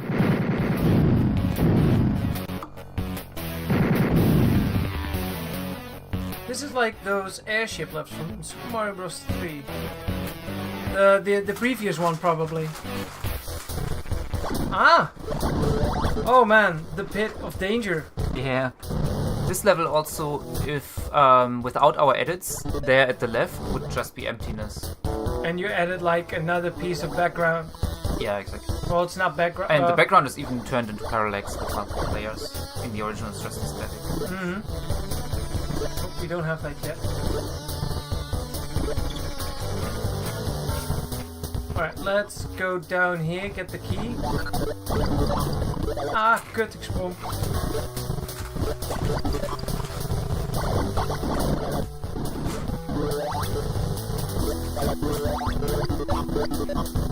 Alright, we have to get those keys. Oh. Ah, too bad. Ken. Ah, the balloon! And I didn't fry the turkey. Ah, holy shit. With this kind of behavior, I'm not able to beat Dr. Proton. Wait, I don't have the red key. Oh, that's up there. I'll just be loud. Key is right here. No. Wait. Oh yeah, because I now have the key card to do this. Wait, let's hug the bunny first.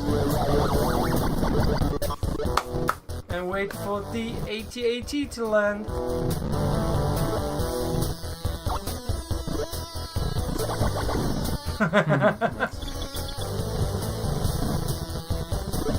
Wrong way. Still wrong way. Oh, yeah. Yeah, I have to go to the time machine. Teleporter. No. Sometimes time machines.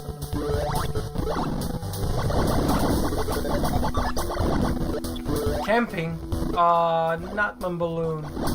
Not sure why a grown-up man that has threesomes with twins is collecting balloons. And radios. And radios. Well, I can see radios. I mean, it's the 90s. Everybody could use a good FM radio. To listen to your golden earring and stuff like that. Und Rammstein. 90s, right? Did Rammstein exist? Jawohl, links door, drive here, stuff like that. Zeker weten. Are they that old? Yeah, Rammstein is... Rammstein invented vulgarity and music like that.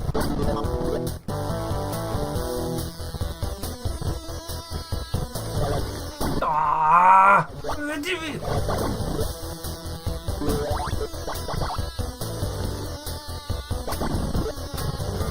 Ooh, chopper.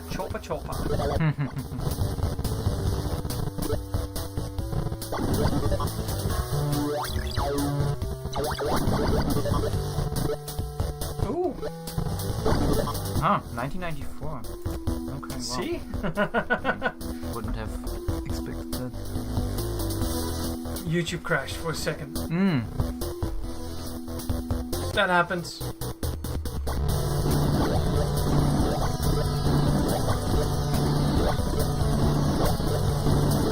Got hit by the rocket.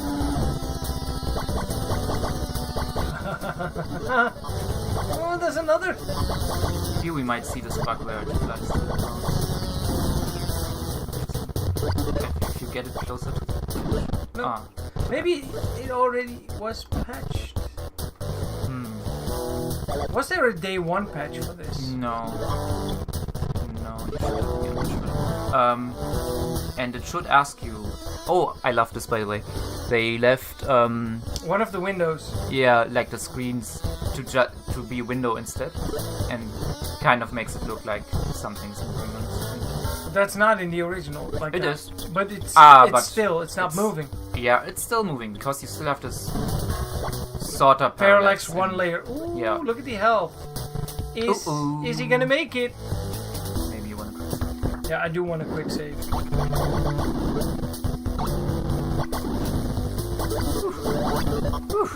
Close call.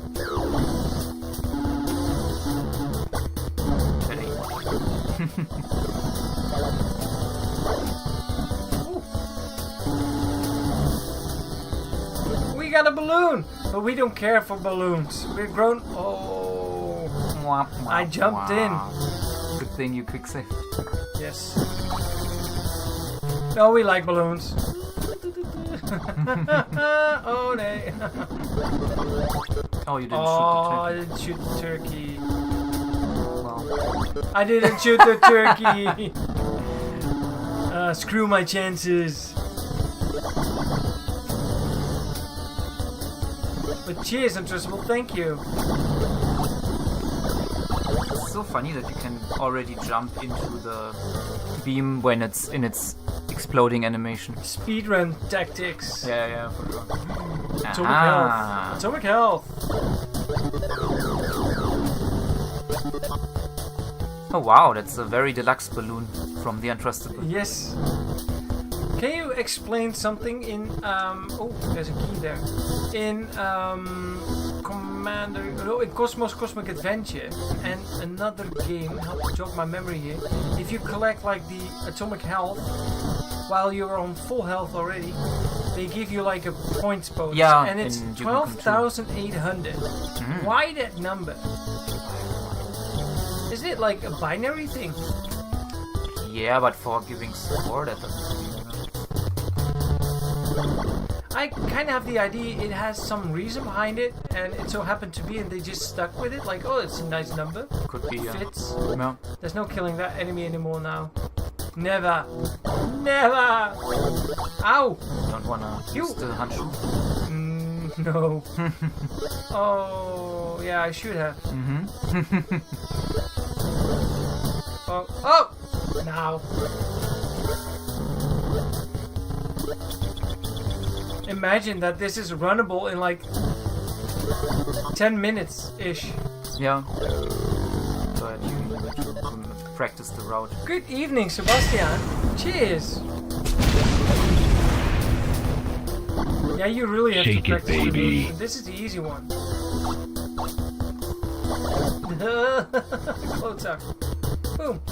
Oh, I was always pretty careful with this. Yeah, because you thought you would fall down. I thought all of them would collapse. Turns out only the Only the third last one, yeah. Or the last one? The last one or the one?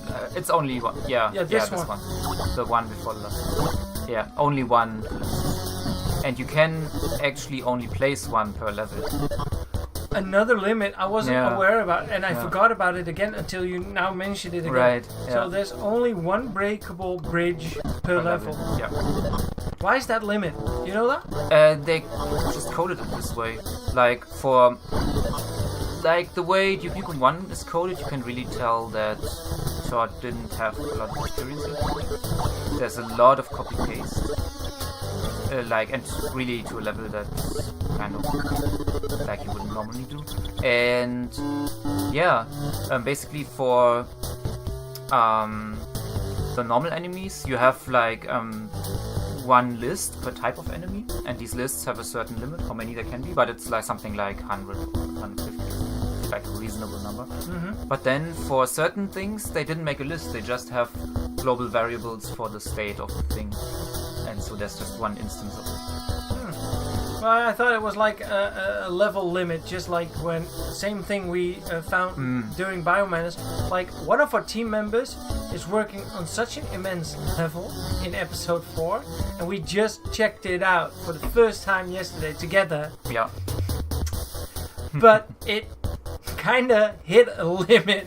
Yeah. And certain stuff was disappearing. And he's like sitting next to me, and he's like, oh, no. Oh, no. No, oh, wait, it could be. No. Yes, found it. And that's how his fucking brain works. It's insane. It's your turn. I'm coming down to crush you, Duke. It's just you and me now. Okay. I agree. No, but NIKO solves like most of the bugs instantly. He adds features. Like I'm not gonna say what, but I came up with a feature for a level that is not in the original game, and I wasn't sure because I drew something, and then NIKO saw it and he asked me, "What's your idea with that?" And I'm like, "I don't know. I just drew it. Can you do something cool with it?" And then a few weeks later, he's like, "Well, I took a look at that thing that you made, and I made it work. Check it out when you're home." And I came home and I was opening up my own level, and that's fun. Alright, so this scumbag right here, that's Dr. Proton. that's Dr. Proton, and he hates our cats. Let's see what we think about him. Ah,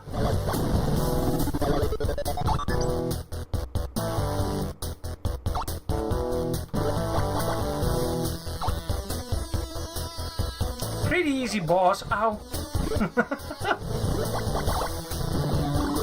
And you fly off in his chair.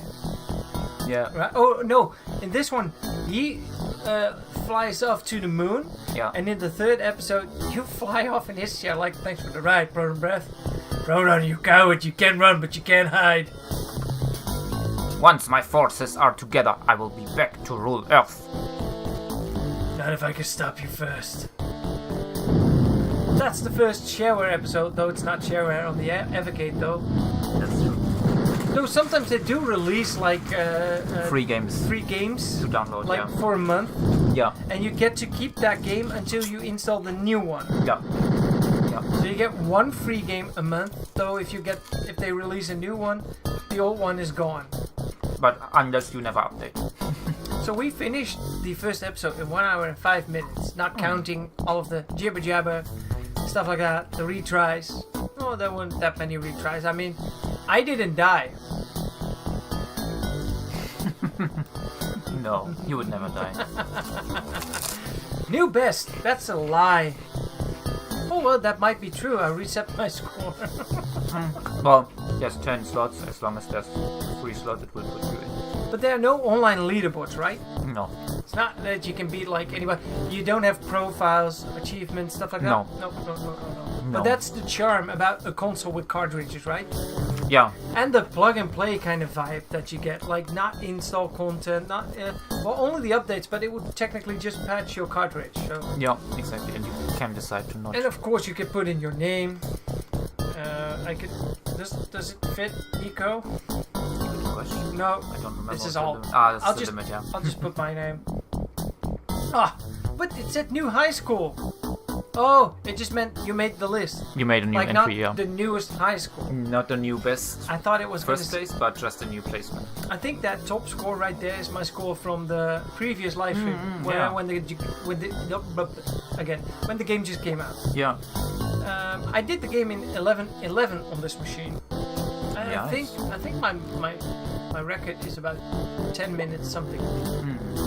And we didn't collect everything today, but as you can see, the yellow numbers, we got a lot of things, so that was nice.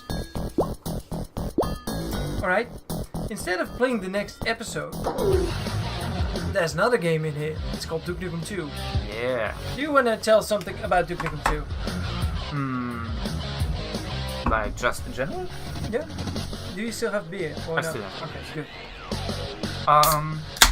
Well, Duke Nukem 2 is one of the best DOS platformers ever made. Fair. In my opinion. Is it better than 1? It's different. A lot of people seem to prefer 1.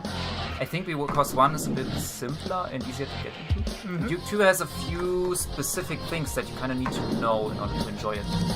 For example, the red boxes with the bombs. Yeah. And how to spot each bomb or healing item.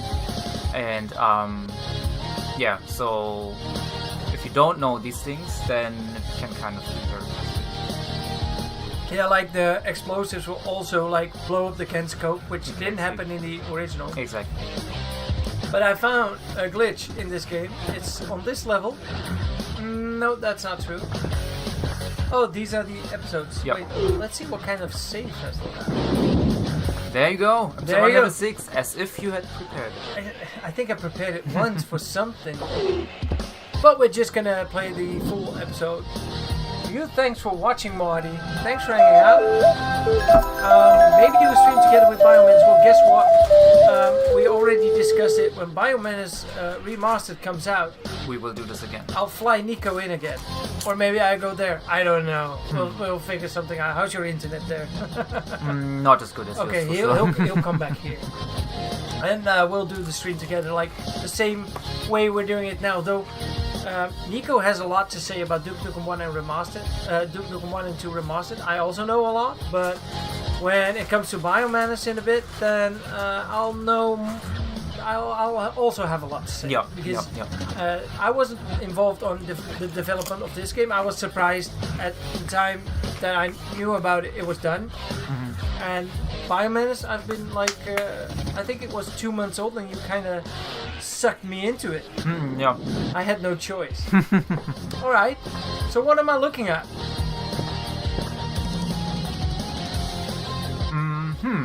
This looks like something that's not in the original game. Indeed. It's, I mean, Duke's face is from the intro animation, but the difficulty selection is... It reminds me of a different game called Wolfenstein. Especially this one. I'll just play it on Groovy, because that's more than enough. Yep. Because the original Duke Nukem 1 doesn't have difficulty options, right? That's right, yeah. And this one does, and the original has as well. Yeah. What's the main difference in like health, scoring, points? So mainly it affects the number of enemies.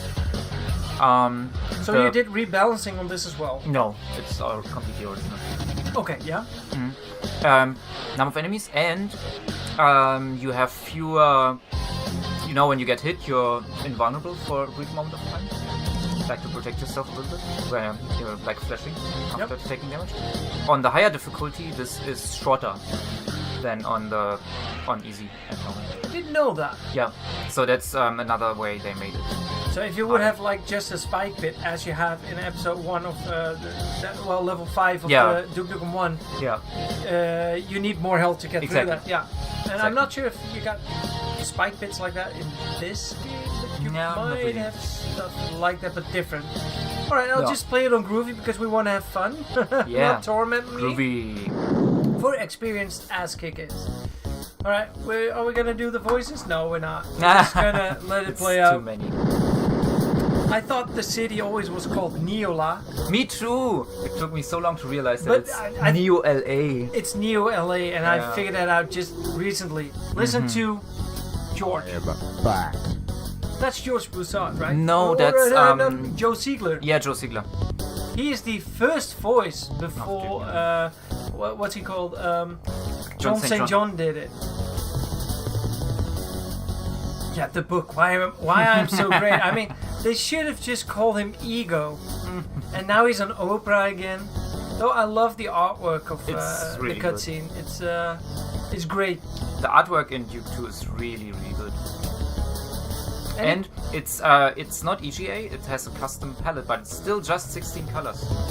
Well, if you ask me, this is not 16 colors, but it looks like more. But it makes palette changes. Switches, yes. Because the red wasn't used in the previous one, and otherwise you wouldn't have like that many tints of blue. These gradients and stuff you wouldn't have. Yeah. But the game itself is all one palette. 16. Yeah. It's really impressive.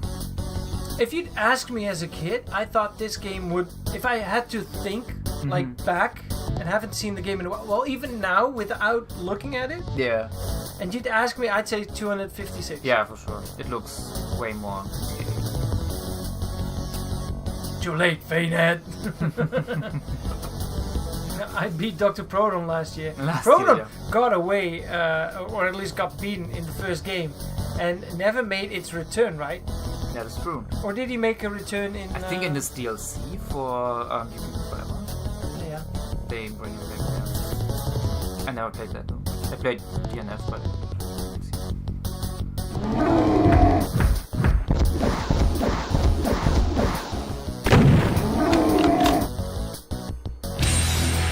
It's just like he has the blonde curls.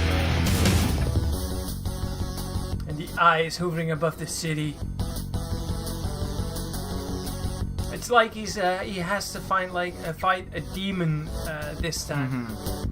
Also kind of monster bashy. Swoosh. A convenient hole. Are these just screenshots of the cutscene? No, this is like a re-implementation of the original cutscene player. Also the texts. Also the text. It's So actual text. If this should have been translated to German or something else, you could like easily do that. Yeah, you would need to draw all the special characters for the font. But Oh yeah, but that's it. yeah, Because the special characters are not in here. no, they only drew the like what they need to read. So there we go. Holy There shit. we go. Welcome to All right. People 2. How many frames per second did the original game have? 15 about. It depends on your hardware. Could be 15, but 13 to 16. then you look at this explosion. The particles coming off. Yeah, they are 60 FPS now. So nice. I remember that you worked on a Wriggle engine back in the day, and then you were discussing with me. It was after my wall dance live stream. Yeah. Like, should I add like 60 frames or unlimited frames a second support? And then you sent me that build that wasn't out there yet. And I'm like, holy shit, this is weird. Because people were complaining like a jump feels way too slow, or falling down goes way too fast. Yeah, yeah. But It that's- feels different. It just feels different. Well, you didn't change anything about Exactly. that. It's just visual. Yeah, exactly. Because suddenly our brain has all these little between frames. And normally your brain had to fill that in himself. Yeah, exactly. But how did you achieve this? Without quoting the blog, but how did you, what was the major change? I mean, you didn't come up with extra sprites or extra stuff like that. No. Well, on other things maybe, but not on this. Because, like the fans rotating, it looks like you kind of figured out a way that the game fills it in or something. No, that's completely the same. So it's really just object movement and camera scrolling. That's higher frame rate. Every animation and such is still original. Goodbye, Sergeant Andy. Thanks, Sergeant Andy. Have a great night. Thanks for hanging out with us. And if you have any questions, just let us know and we'll be glad to answer them even after this live stream. I'll just have NIKO type answers all night.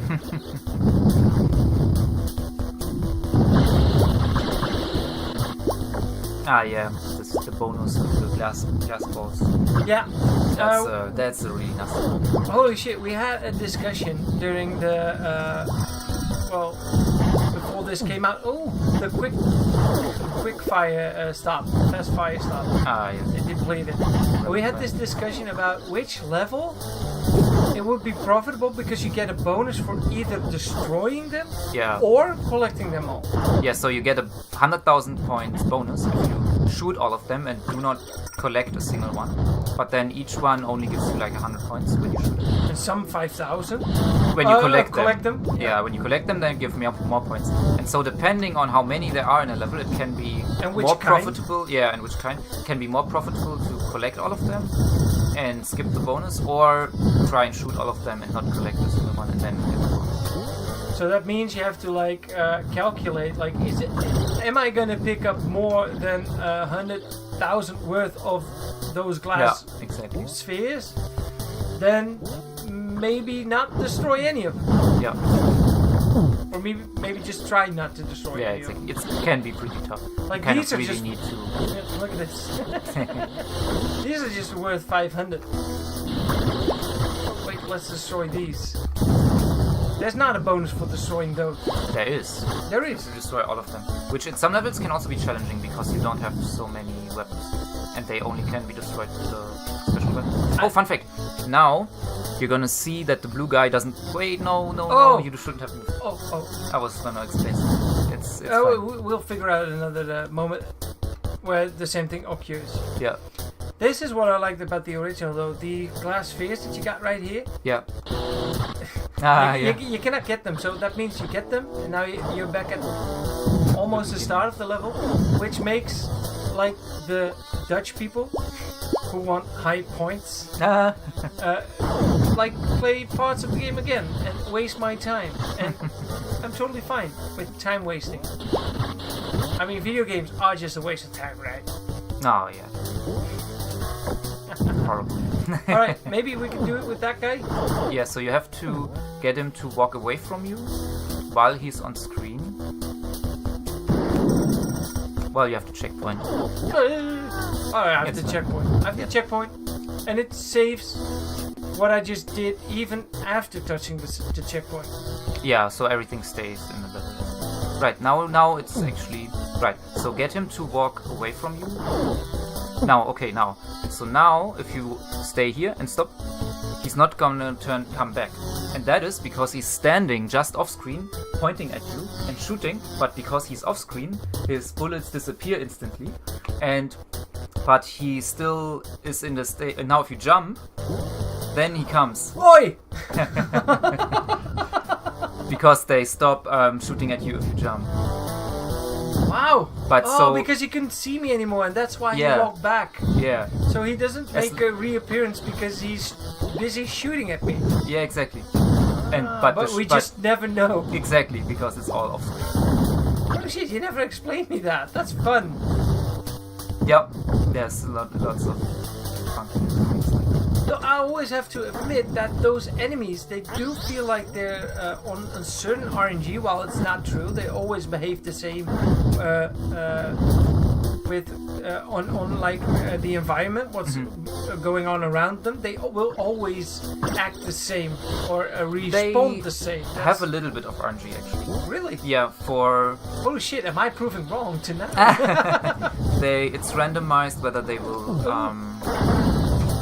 I mean, how quick they shoot is randomized, and if you duck, there's a random delay for them to also crouch down.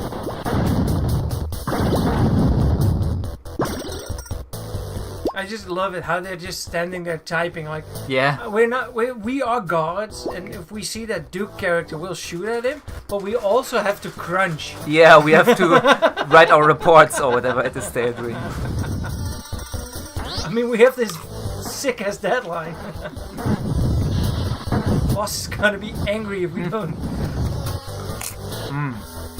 And you don't want to get that guy angry at you. No, the boss. You mean the lava molten face that he has? Yeah. He's a bitch. And then he talks to you about interruption of suffering. This is easier on widescreen. Yeah, definitely. Ooh. Oh man, the points, how they spread out above you, and the sound effect, it really makes me feel like it's something nice, you know? Yeah, that's a really nice sound. Here, if you go to the left, yes, this is also something new I added to this level. Alright. So maybe I can... Sure, show us the original. Show us the original again. Why does it always... Go to King's Quest. Yeah. NUKEM 2, level 1. Yep. The maps thing. Maps, here we go. And then click and zoom in a little bit. So this is how it looks in the original. And you can see it stops right after these at least 2 or 3 lines of blocks have been added to the left side to the teleporter. Yeah.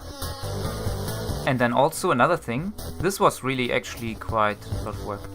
But if we... I need to show the map. So if we look at this part of the level, here, when you do widescreen and the modern HUD, we also increase how much the height of the viewport. So then you would actually be able, when you're standing here, where the bomb is, you would actually be able to see a little bit of the grass. Which you don't want, of course, because you don't want people to know that it's located up there. And same thing, when you're up here, you would be able to see that it's flag down here. And so I had to come up with a way to display overlays that are only active when you're in a certain area. So like when you're down here, then I have some additional tiles that continue this pattern that are displayed on top of this. But when you're up here, there's additional grass. Oh, so but couldn't you just like pick up that part of the level and move it a bit up? No. No, more work. That would have, yeah, and there was not a lot of time to And do this. the technique that you use to solve it, like you just explained, has been used later on in the game for other stuff. Exactly. So it kind of already existed for the. Because of the larger viewport in this game, you have more like room to look around. Let's see, 1 rock, 2 rock, 3, 4, 5. 1, 2, 3, 4, 5, 6. Yeah, there's more.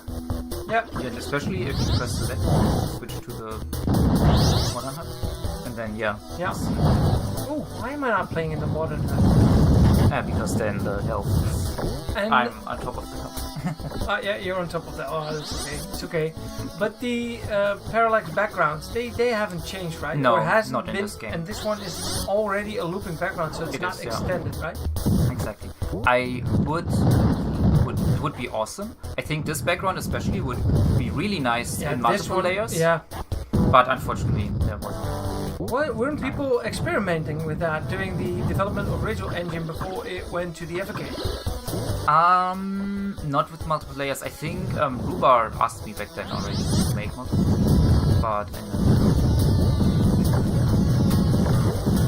I like it that I just cannot exit a level without destroying this thing. There's no bonus for that, just a 10k, which is nice. yeah, right. It must be this one. Hey, Burning Fish Games, thanks again for the footage. We really enjoyed that we seen the footage of your computer playing Biomenace. Man, that setup. Where do you live in the Netherlands? I want to be there. I want to come by and play that computer and drink beer with you. And very nice music. Yeah, very nicely filmed. Hey, DJ Kama. So now we have a guest. His name is NIKO. Hi. I think you guys met before. We did indeed.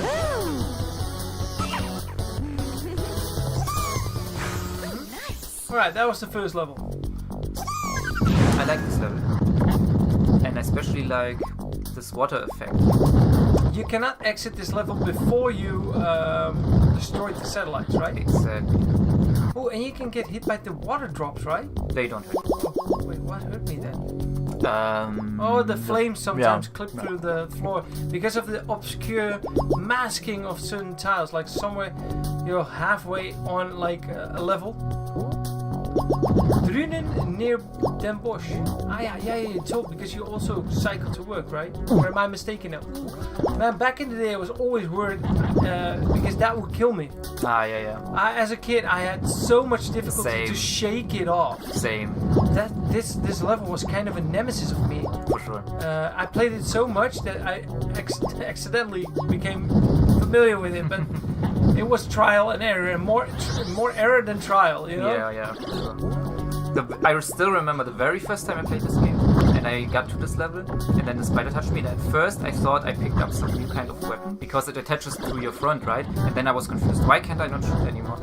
And why does it end my game in a few exactly. seconds? And why is he grunting all the time?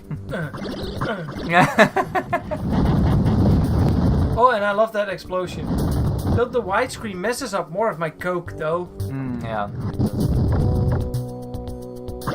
Oh, by the way, how do you like this new radar? Yeah, there's a radar in the game. If you guys have played the original, you know that there's a radar on the right. And how does it work? Well, it's the blinking dot, that's you. But how does it work exactly, NIKO? It basically just displays nearby items and enemies. And it's a bit weird. I'm not quite sure what the intention was. I think because in the original game with the 4x3, can be quite hard to see enemies because the viewport is so small and everything is so large, the sprites, and then also you have to walk relatively close to the edge of the screen for it to scroll. And so, yeah, it's often hard to see the enemies coming. And so, I guess because of that they added this radar, but it doesn't actually show you much further beyond what you can already see. It can be sometimes helpful to spot hidden things, because it does show you things that are in the wall. And then this radar looks different, but it does exactly the same, right? Exactly. it's completely same, just a different display. Is it reprogrammed or is it just reskinned? Well, it's different code, but also the same code. Like there's code for figuring out what the dots are that need to be displayed, and that's the same. But then there's different code for displaying dots. You can only carry 2 spiders. Lame. Nah. Oh. Nay!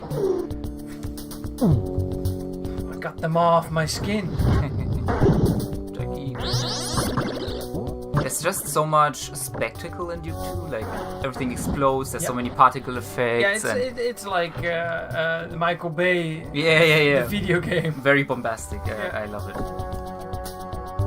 And then, yeah, so many fun interactive things like the turkey is running around and shooting crazy. NIKO keeps leaving the webcam box, yeah. He hides how bad I'm doing with my health. I can reveal it. Keep forgetting that it's mirrored. It's fun sitting in the game for a part, right? Yeah. Now you're really part of the Duke Nukem universe. Yeah. When is it coming back? There it is. Is this a PC release? No, I'm playing this on the Evercade. I wish this was a PC release. That would be nice. We're still hoping for Gearbox to see the light of day. Like, yeah, people are really waiting for that because not everybody has the funds or at least the are able to get like physical Evercade systems because they're not even available worldwide or like really expensive to ship the other way around. Yeah. I mean, their availability in the US is rather shitty, right? I've heard that, yeah.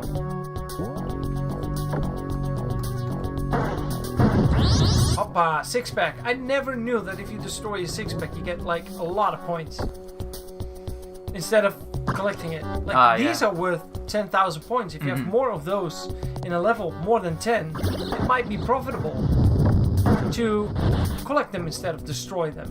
Yeah. 58 months, Coolio. Also you, Mad Gal. Not lad, Gal.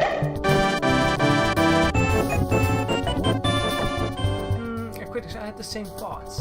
Yeah, he's part of the game. Yeah, part of the game. He made it, coded it, wanted to be part of it. I do have to admit, shaking them off with this controller, like you have the D-pad, I'm almost tempted to do it like this. Yeah. Because going from left to right is not as fast as doing it on your keyboard like this. That's true, yeah. So I am a preferable keyboard player if it comes to platformers, though as you can see I have like this, what is it, 0.1 second delay right now because of the capture device that's in between, and I'm looking at the output, not the input, because there's no input screen or original output source right now. But it's not bad playing it with a controller. Fucking Vogel.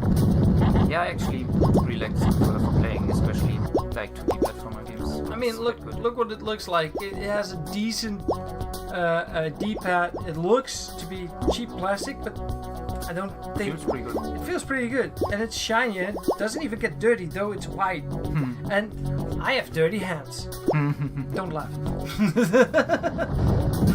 This week, holy shit. Oh, 10,000 points. Anything to add in on this water effect? How does that work? This water effect is very interesting because it's based on the palette. So it's 16 colors, right? And there's essentially four groups of colors, and one of the groups is 3 blues and 1 dark green. And so in the original, the water effect is basically just remapping all colors to only those 4. So if it's color 0, it turns into the, I think, into 7. If it's 2, it turns into 8, and so on. You have to pay attention to NIKO. Sometimes in a conversation he switches to numbers instead of letters. Yeah, it's normal for programmers. Binary man. Oh. All right. Can you drown in that? No. it's purely visual. It's a visual thing, yeah. Duke is so manly. Yeah. The water is afraid of him, you know. I mean, he doesn't even need a spacesuit in space. Yeah. And yes, yeah, the balls should get rusty though. Maybe they are stainless steel. Stainless. Balls of stainless.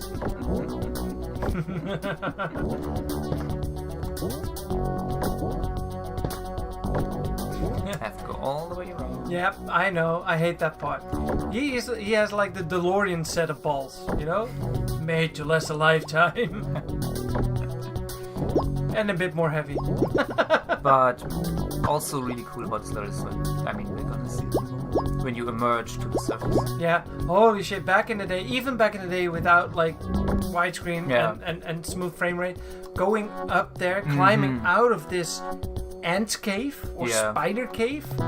Holy shit, that change in scenery within one stage. Though So cool. the whole game is one tile set, so they could Yeah. just use every tile in here that they prefer. Actually, in this game, it's per level tile sets. Not per level, but there's multiple tile sets, and you can choose per level. NIKO breaks like everything I thought I was sure of. But look at this, the sky and the Flying spiders. flying spiders. But hey, the flying spiders, they behave differently than on the original. It looks the same. Yeah, the thing is, because of the widescreen, they don't fly as far. But they stick to the right side of the screen. Yeah, because of the widescreen. If you turn off widescreen, then they cover almost all the screen.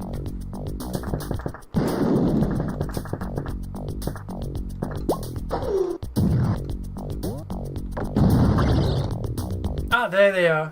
Yep. But they look so smooth. It's so cutie. Yeah.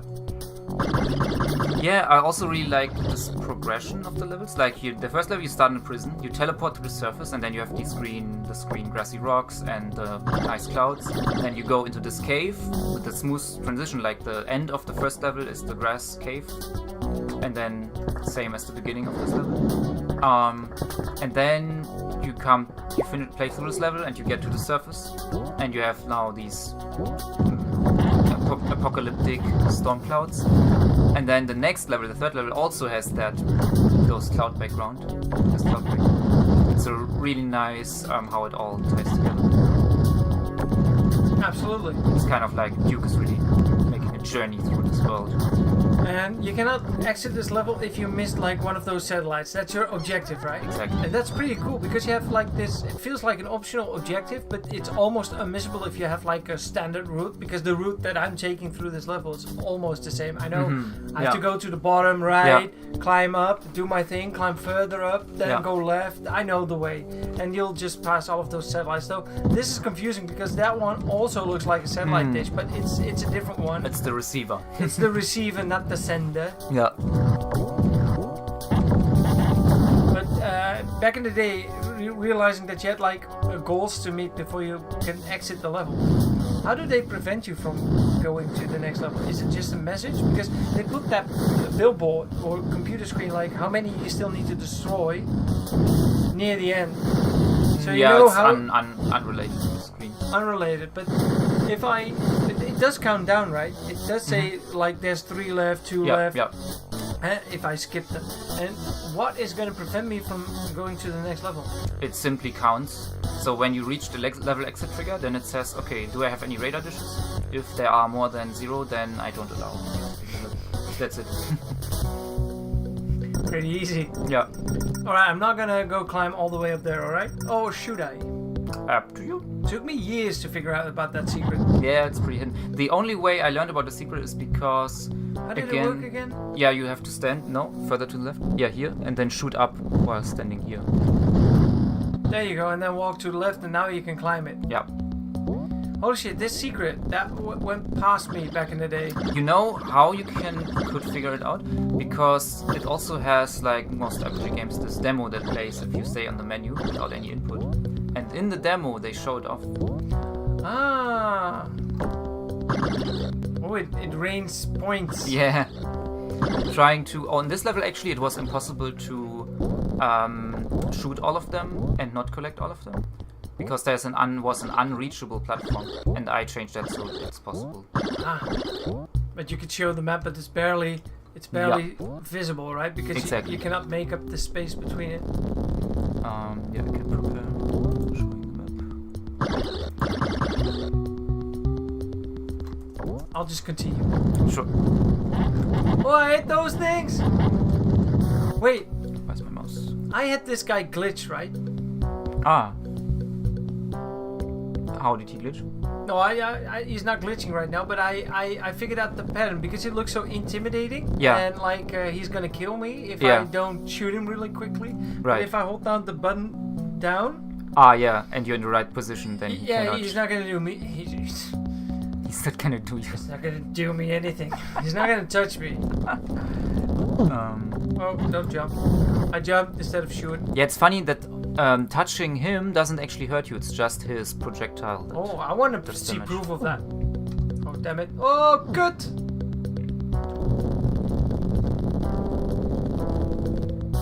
Oh, look at that. I am him. Oh, stop hitting me. Stop hitting me. Look. Oh. Yeah. No, I am becoming him. Wait, he needs to stop on my position. Oh, come on. Nice. Okay. So, just gonna quickly show. Ah, yeah. Show first. You're like buddies standing next to each other. I paused. Oh, I said pause. Oh, holy shit! That spawned a new enemy. All right. So, in the original, you have this platform here. Sorry. This platform here.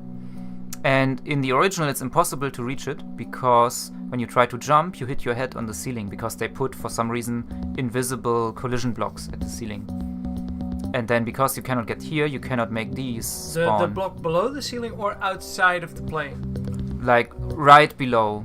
Like the level ends and then the very first top tile they made like a collision thing. And that's only in this level. It's not always the case. Interesting. Yeah, very, very strange. And then because of that, you cannot reach these. And yeah, because they will never drop down. Exactly. Because you never have a visual on them. It's like Cosmic Adventure. You have to spot them and then they'll drop down. Yeah.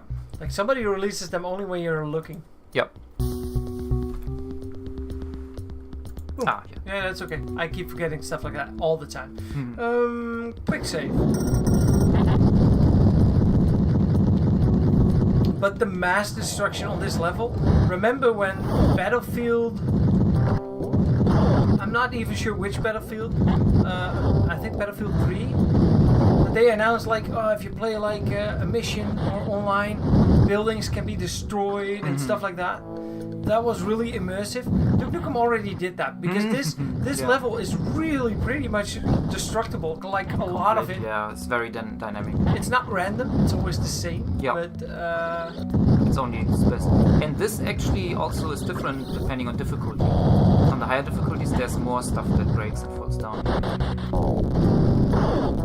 Let's talk aspect ratios. That's a subject that hot topic. NIKO and I, it's a hot topic between us. We always, I died as well. We kind of discuss, damn it, do it all over again. I'm not gonna go back up though. Good load, just. I did save, right? Sure. I just saved. Yeah, I just saved. We discuss aspect ratios quite a lot. And if people are watching this and you don't know what an aspect ratio is, it's well, it's not the aspect ratio. My bad. I mean the pixel aspect ratio. Pixel aspect ratio. Back in the day, resolutions of games were different as how they were experienced. Yeah. Long story short, a game would be like wider, not like 16 by 9 like a modern television set or 21 by 9. If you're a bad boy like I am, but 4:3 resolutions were kind of held. Yep. But if you look at an original CRT monitor, it's not technically 4:3. It would like kind of squish it together. Is 4:3. Yeah, the monitor is 4:3, but the resolution right, shown. the pixels are actually 60 by 10 if you use a square pixels like a modern display. Because a square pixel is like 1 wide. like 100% wide Yeah. and 100% high. That Exactly. means it's a perfect square. Exactly. But if I look at this game or look at this original game at Yeah. my CRT monitor, Yeah. it's not. But if I emulate it on DOSBox on my original modern rig, Yeah. it is perfect square. Yeah, depending on how you configure DOSBox, but yeah. But then the discussion arises: how is it meant Yeah. to be experienced? Because on a CRT the pixels are slightly taller than wide. So you don't have perfect squares, you have kind of rectangles. And even as a person that played a lot of DOS games, it didn't really bother me that much until I met him. No, but honestly, how did you did that with this game? Because you are kind of anti. Well, you like to keep things as how they are meant. Yeah. But this game isn't meant to be shown with square pixels, though it exists of a square pixel, because a non-square pixel just doesn't exist. Though In the modern world, yeah. it's shown like that on all hardware. Yeah. But you have to make a difficult decision. Do you want us to experience it modernly? Because hey, you're doing a modern approach, so suck it up. And like nobody would, no, a lot of people wouldn't even really care or notice or remember at all how it was. Yeah. Or are you the kind of guy that says, no, I want this game to be experienced the way they, it was experienced back in the day. Not exactly. meant to be, but how it was. Yeah, exactly. Yeah, I mean, for me, it's pretty clear that It's a long question, I know. it's pretty clear that it was made for CRTs, and on CRTs you get the stretching, and so that's also how I display it. So that means every pixel is not a square, it's a small rectangle. Yeah.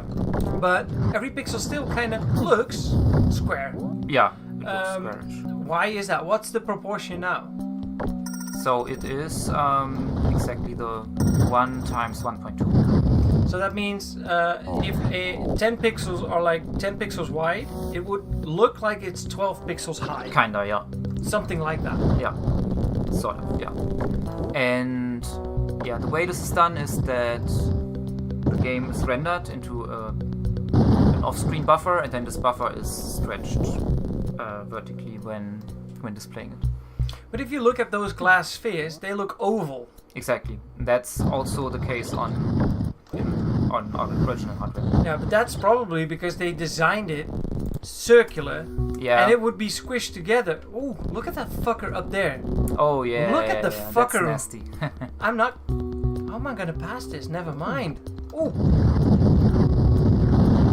Now, I'm on a thin line here. But you did reach the checkpoint now. I'll just Saving the notes. save. Oh. Yeah, it's interesting because if you, it's not in this version. In the original game, there's this apogee info where you see the Earth, and the Earth appears round only if you do the stretching. So it is designed a little bit more flat oval. Yeah, exactly. So it would be stretched on a CRT, and then it would look round. Exactly. That's interesting. So they only did that with like important graphical stuff. It's hard to say it's why. Kind of forgotten on the sphere somehow. Yeah, it maybe depends on who the artist was that did it, and maybe some artists were aware of it, and maybe some not so much. I once saw a video, and I'm not sure. I bet you've seen the video as well. I'm not sure from the top of my head whose video it is. I might have even seen it like multiple times. Yeah. It's a very interesting topic. The fucker is still up there. Oh man. About the aspect ratios. Yeah. And he is taking Doom for an example, and he's like, how am I going to make up my mind if it's going to be like square pixels or higher pixels?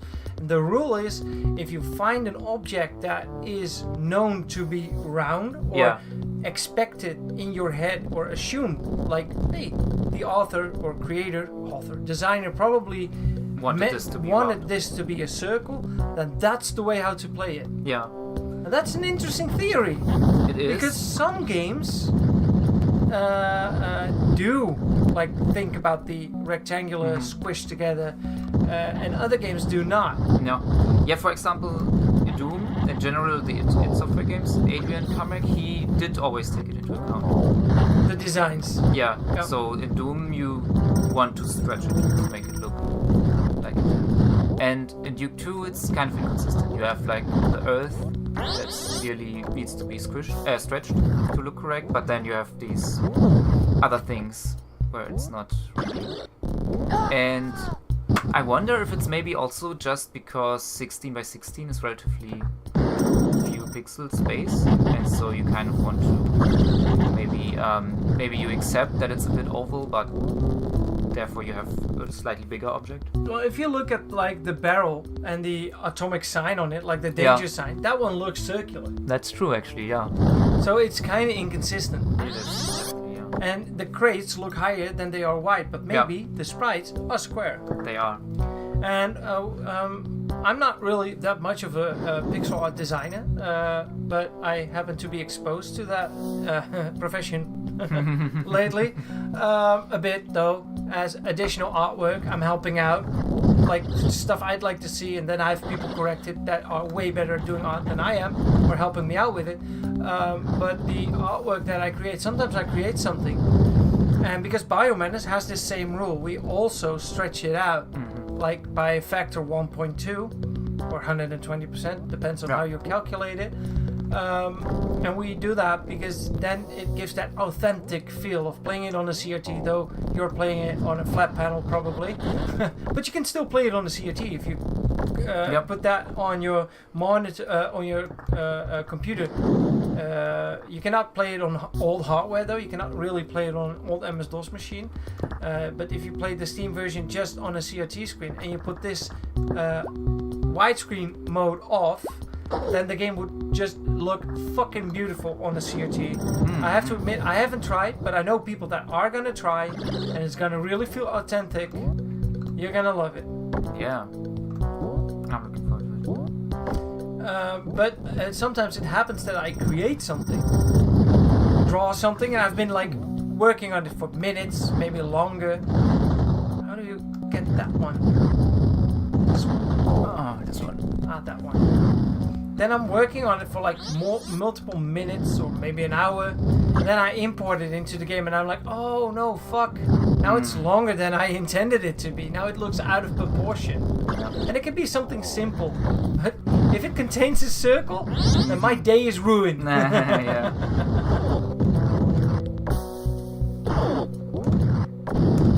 Oh fuck. It's so hard to line it up. Yeah, I always don't bother. I try to just get below it and shoot.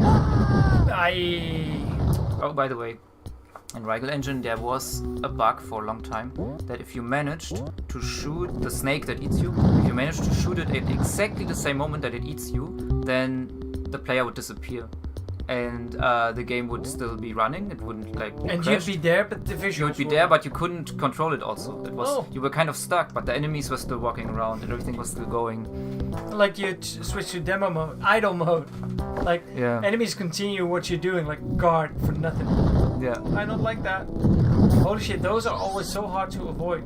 Yeah, you really need to rockets and then really shoot them quickly. I'm really not doing a great job today, though. I died a few times. I had a horrible moment of saving. I'm just gonna forget about this level.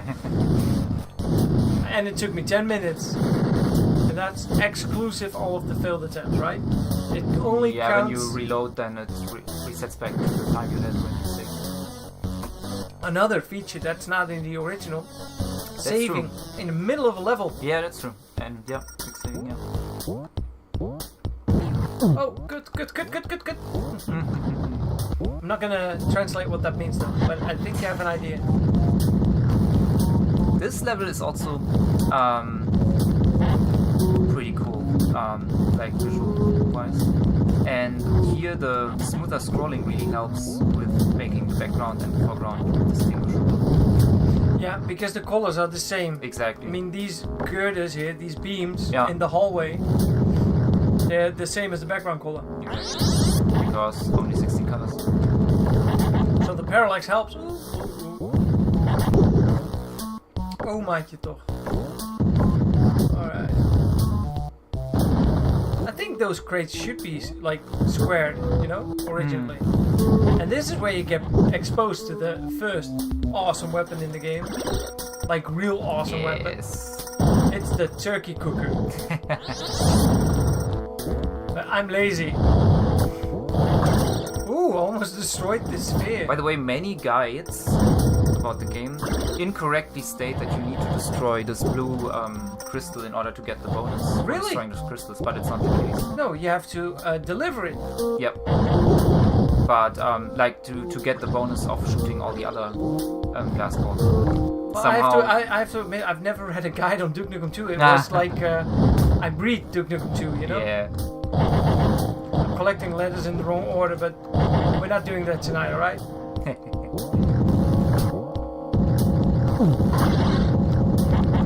We should address it though. The music. Ah, yeah.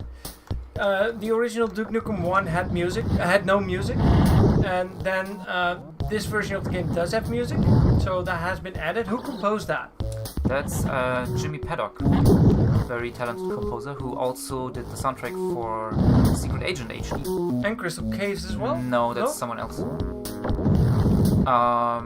And he did, I think, music for various Doom mods, and he's quite well known in Doom. Yeah.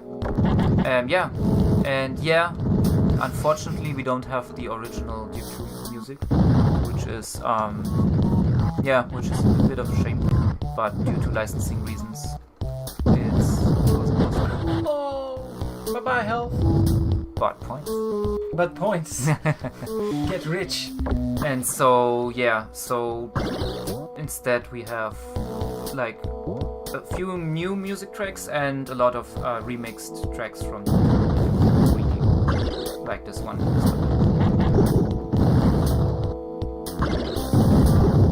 Ooh. Ah, the flames. Didn't I already? Oh wait, that's the rockets. Nice.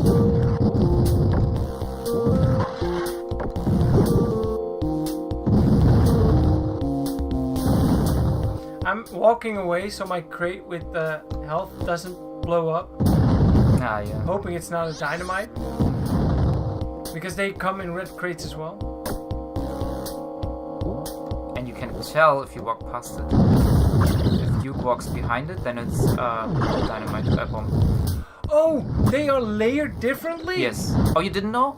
Get the fuck out, really? How did you not know? I don't know. Yeah, so if it's in front of Duke, then it's a bomb. If it's behind Duke, it's health. So that red crate, let's try not to destroy it. Let's try not to destroy it. It's a bomb. This is a bomb. And this is health. Oh! Wow, you didn't know. Holy No, maybe shit. I should read the fucking guide sometime. I really didn't know. Now you know? Now I know. That's something you have. Holy shit, that's such an eye-opener. Now what about the grey crates? They are always empty, but can also contain bombs? Keys? No, bombs are only in the red ones. In Duke 1, they are in the grey crates. It's so cool, like, this is the Wikipedia about how Duke works. And I know a lot, and I'm not gonna lie, but I feel stupid. Yeah, don't feel stupid. I mean, I spent 6 years very, very closely examining this. He has this tattoo on his shoulder, Todd Repoggle, you know? my big friend. Bomb. Did you know that there's this intro animation of Duke at the shooting range, which is kind of like almost like a video. Yeah, and yeah. And the code for playing it back is actually from a magazine. So Todd Repoggle found was this coding magazine back then in the 90s. With examples and trials to do, and Exactly. you just have to copy, rinse, repeat. Exactly. And so when I was reverse engineering the code, I tried to kind of figure out how this video playback system works, and then I figured out that it's a format called FLIC, and there's this article where someone describes this format and has example code of how to play files in this format. And then when I recreated the code, I could see that it's exactly the code for this magazine. Oh, but because you found the original source. Yeah, because I was able on eBay to track down a copy of the magazine. Wait, you bought it on Yeah, eBay? I did. Yeah. So I have the original magazine. Holy shit. issue. very That interesting. is really doing your research. Yes. But yeah, it's funny. So this magazine article came out, I think, in March 1993, and Q2 came out in December 1993. So it's like one of the last Late features editions, to be yeah. added. Yeah, for sure. But it's only that part of the cutscene Exactly. because the others are like still images. Exactly. And text. And text, yeah. Text blocks, image blocks. Oh fuck. I released something in the wild. I know that's a turkey. This is. Yeah. But that is because I remember. Yeah. It's a good thing you have more bullets in Duke Nukem 2. Oh yeah. Like automatically, you have like as fast as you can hit it. Yeah, and you can actually, if you mash the button, you can shoot quicker than if you have the rapid fire. But you have more buttons, right? You do indeed, yeah.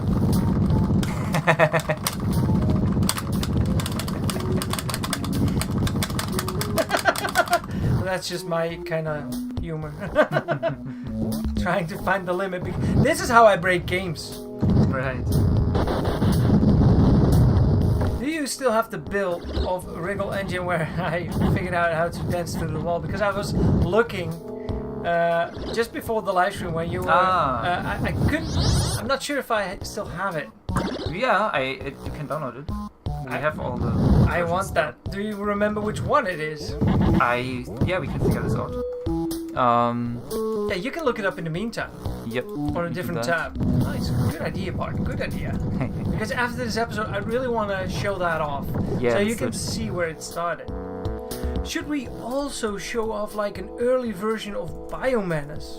Oh yeah, the very first one. Yeah, like let's the do that. very first one, Biomenace Remastered. Before like our friends got involved that are like really visually improving the game. Where's my cursor? Sit still. Oh, it moved. There wasn't the mosquito. Oh, yeah. Yeah, there's always when I'm doing live streams, there's mosquitoes entering, which is fine, but I also sleep in this room, which is not fine. And I don't like sharing my blood. That is. Yeah, me. The room is neither. okay, but not the blood. I hate mosquitoes so much. Burning fishes, yes. But do note, it's not going to be pretty. Let's like see. early parallax. There's mean- even versions without parallax, and it doesn't even have a main menu. No. Yeah, I have like all the old versions up on GitHub here. The first public version of Wriggle Engine is from February 19 of 2018. And it's only the first level is fully playable. The other levels don't have No, missing enemies I and think stuff. it was newer, but I know.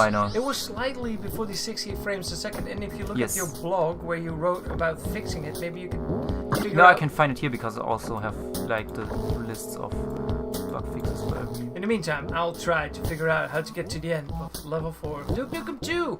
If you just joined in, my name is Bart. I play MS-DOS games or games like this. Is a remaster called Duke Nukem 1 plus 2 Remastered. And to the right side of me, we got NIKO. And NIKO is the lead dev of Biomenace Remastered, but also Duke Nukem 1 and 2 Remastered. That came out 3 years ago.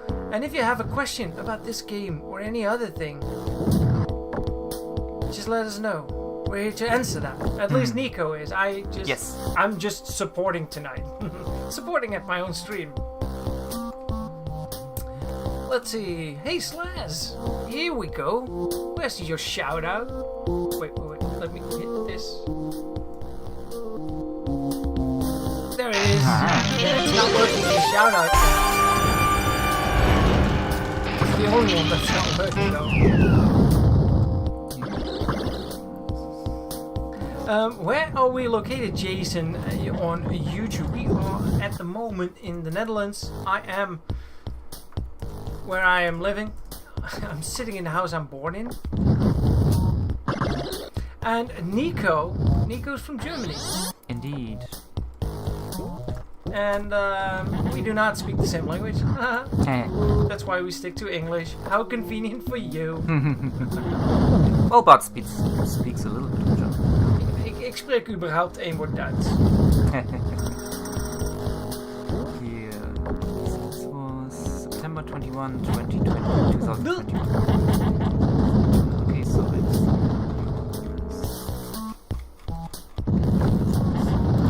Jason, Jonas on YouTube, somebody that's familiar to you. Is that Jonas Enderline, or is that the other Jonas? Because the YouTube names handles have been changed.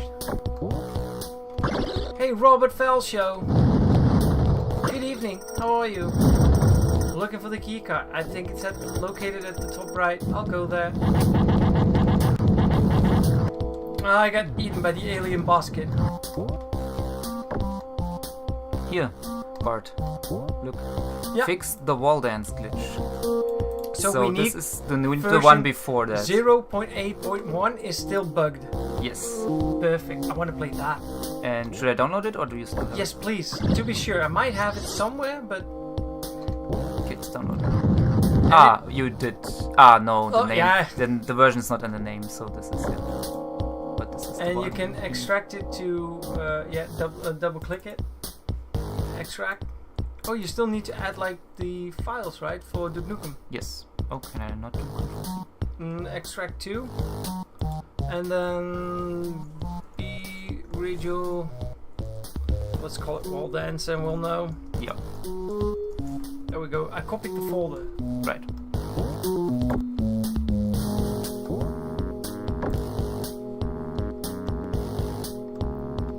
Yeah, because you know him from campus, yeah. Ah. That's that Jonas. Yeah, it's hard to tell because right. the names got messed up again. That's not a mosquito, that's dust. Oh, I was distracted by the mosquito. Alright. It's a good thing. You have unlimited lives. Wall dance. Yeah. But where we need the game file. Critic says it was fun, thanks, and I have to call it a night. And he said that it was fun. Ah. Happy to hear that.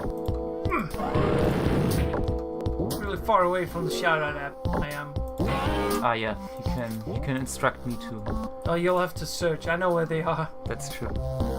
Hit 3! Hit number 3! Where's 3? Down there! Why? It did just this! Because it started off with only assigning them to my numpad. Ah, yeah, I see. And I went working all the way to the left of my keyboard. Mm-hmm. Yeah. I'm gonna press... Yeah, press something. Just for fun. Yeah, you thought nothing was happening, but it started off really subtle. I know. I killed myself by walking into the beam while reading the chat or looking what you're doing, and then I walked into the beam. So, one more level and then we will be at the level where magic will happen. Yeah, I'm going to show you magic because we're playing the original Advocate version of this, of course, because it's the only way to play it. And I found a glitch that got patched out, but I chose not to patch my cartridge because I like the glitch. I figured out a way how to get a shitload of points, exploiting a system that nobody figured out before. Before you? Before me. Yeah. And this, yeah. I will talk more about it when we get there. I was aware of this glitch during the live stream that I did when this game came out, but I decided against it to show it during the live stream because I didn't think it was cool at the time because it was new and I wanted people to try this game themselves, and I didn't want to tell them about glitches or broken stuff that was too heavy, so I kind of kept it for myself, though NIKO knew that I knew. And if you look back at that live stream where I played this game when it launched, you see me show it for just 1 second, not mentioning it, the glitch, and then continuing it like nothing ever happened, like I didn't notice. But I did stop there for 1 second. Oh, I destroyed the globe. That's shitty. Shitty patootie. Wow, wow, wow. Yep. Oh, I love it. Yeah, what are those? What are these things? This is a generator thing that generates these enemies. And how do I get rid of these enemies? Because they keep on going. You shoot the red pulsing orb. With the moon in it. Yeah. And in the original game, only the top part of this thing flashes white. So that's when you hit it. Yeah, that's something I fixed. Oh, you made the whole thing. Yeah. Because that made no sense. Ah. compliment for bot time. What did we do with Biomenace instead of the blinking? Like, because when you hit an enemy, it switches sprites or like it fills it with white. Yeah. And what did we do? Well, you suggested that we don't do it pure white, but we do it white with opacity, so you can still see. Like something like 65 or 85%, something like that, right? Yeah, I don't remember the exact trick, but yeah. Well, that looks better because you can still see the enemy while it's being hit. Yeah. And it's really subtle. I mean, nobody will ever spot it. Yeah. That it's different from the original, but it's like those are like the nitpicky improvements that we like to make on a title. And does it really improve the game? No. Would it be less good if we wouldn't have done that? No. It looks cool though. But it looks cool. Can you switch it off? No. You can switch to classic graphics, then it will be the pure white again. Wait. But there's a lot of control that you have with what can and can't be switched off. Yeah. I know it's annoying. Double screen. And yes, I'm collecting the numbers in the wrong order and I'm ignoring cameras. Because we want to get to the magic. Yeah. This episode consists of 8 levels. Yep. Oh, I love it. This is where I'm not sure if you've seen it before, but the cameras look upwards, like they know where I am. Yes. But how do they know? Because they look through the wall. That's smart cameras, like heat-seeking cameras, I guess. Maybe. Yeah. What are my favorite DOS games? Like a player instead of yeah. Apart from NUKEM. I really like Raptor. From Apogee also. I mean, in general, Apogee games. Did you guys hear that in between? You can continue the answer, of course. That Scott Host. I was confused. Scott Host. He is working on because he's remastering Raptor for like quite some time now, and it's still in the works, and it's kind of quiet around it. And now he announced that besides Demon Star that he released last year, that he's now working on Galactics, which is kind of Raptor in like short waves. And you can clearly see even in the design that it's Raptor. Oh, interesting. So he's working on that now. So if you want to wishlist that on Steam for Scott, please do. I did because I want it. Yeah. I want to play Galactics because I just finished the whole game for the first time last year. I never heard of it. And any other games. Yeah, other DOS games. I mean, there's quite a few. Raptor Abuse. I like Abuse. Context needed, though. Context needed. I like the game. Okay, yeah. Game is called Abuse. It's hard. It's very hard. It's one of the first platforms where you like two-handed. Yeah, it's like an FPS. You control with control the movement separately from the aiming. Yeah, because you aim with the mouse. Exactly. That was by now that's kind of normal if you play games like Soldat, the Polish platformer, which was kind of based on Lero. Not sure if you know that. It's kind of a live version of Worms, where you both move at the same time. Okay. Did you see that live from Rigel? Yeah, live from Rigel. It's Saturday night. That's what it says when you don't shoot it. But Abuse was really ahead of its time because it might not be the first one to do it like that, but every time I play it, because I didn't play it as a kid, but if I play it, I'm like inspired by the fact this was 95. Weren't they the first to do this? Yeah, might be. Interesting. Yeah. It was also very graphically impressive, I found. Though very dark. Very dark. And high-paced, especially if it comes to the enemies, they would really overwhelm you. Yeah. It's definitely... It's a challenge, like Dark Souls of platformers. But yeah, it's cool. Yeah, I mean, many of those games. Also point-and-click adventures, like all the LucasArts adventures, Monkey Island. Did you play them? McCracken. I'm from the Netherlands, and they did not get like translated versions. I know they've been translated to languages like Spanish and German. So the German versions were very popular in Germany. Yeah, I did play the German versions. I mean, I knew a little bit English at the time, but maybe for like a text-heavy game like that, maybe I had would have struggled. I had the thing because I missed out on most of the point-and-click adventures. I only played games like Put Put because they were right up my alley. They're also English. Yeah.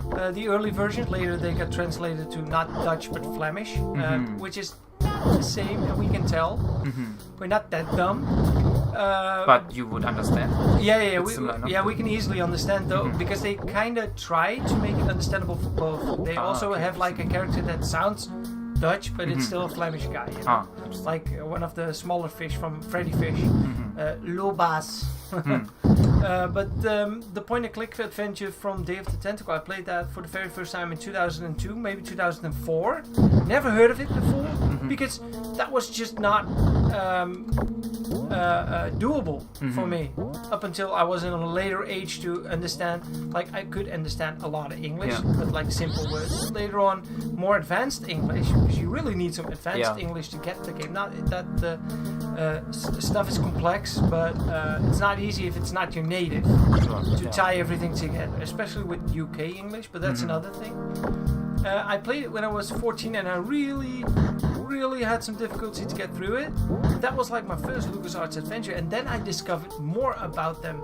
So they're not really from my childhood, but I wish they fucking were. But they were way more accessible to people like you because they would speak your language. That's true, yeah. That would totally help. And I didn't even have the talkie version, so I had to read a lot. But Yeah, you probably same. had the same. Same, yeah. Yeah. I mean, it was kind of nice, the translation, but it also made certain things harder. Like in Monkey Island 2 especially, there's this one puzzle where you need a monkey wrench, but then it's an actual monkey that you put in your pocket. Yeah. And that pun only works in English. Yeah. Yeah, I can get that. I never finished Fate of Atlantis. No, I should totally start over. I did 2 live streams on it and I still haven't finished it because you got like the 3 routes and I fucking suck at Fate of Atlantis. Holy shit, I suck. Oh, synchronous beam. Yeah. Alright, so the next level is the level where I found a bug that was shipped with the game, but if you buy the game now, patch it in your console with an update, it will be patched. I denied the update, and I'll show you why, and it's fun.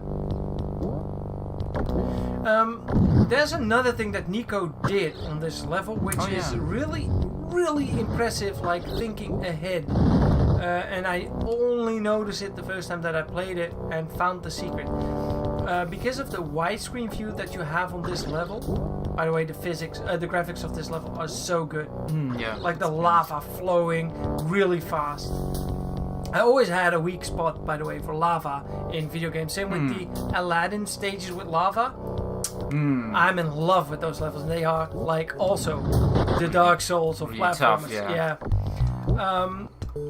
In this level there are some secret areas, and because of the extended view and resolution of this game, because you now have widescreen, you could like spot them and find them, those areas, without falling into them or like finding them yourself.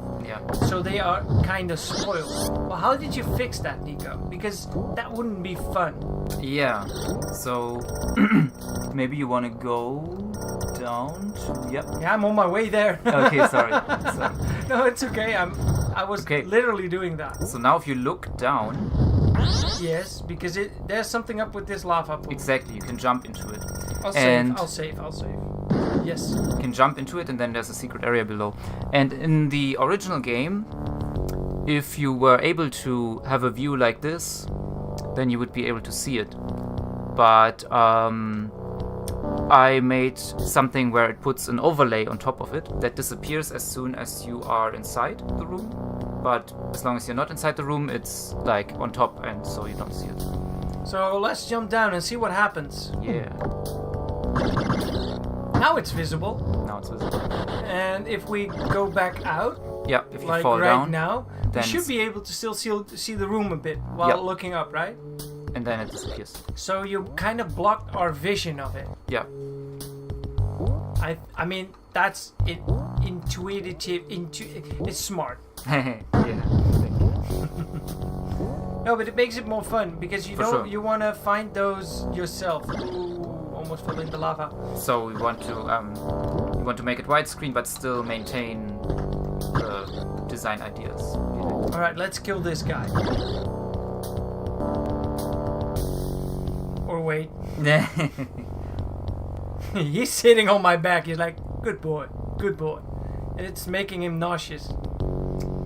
After the release of Biomanus Remastered, will there be videos on the development of how everything was created and drawn? Those are not specifically in the planning, though they would be nice to have. Would be nice. A lot of work though. But what we can assure you, Eladat, we will do a live stream exactly like this on Biomanus Remastered. We'll be here together again. Yes. You can ask anything you like.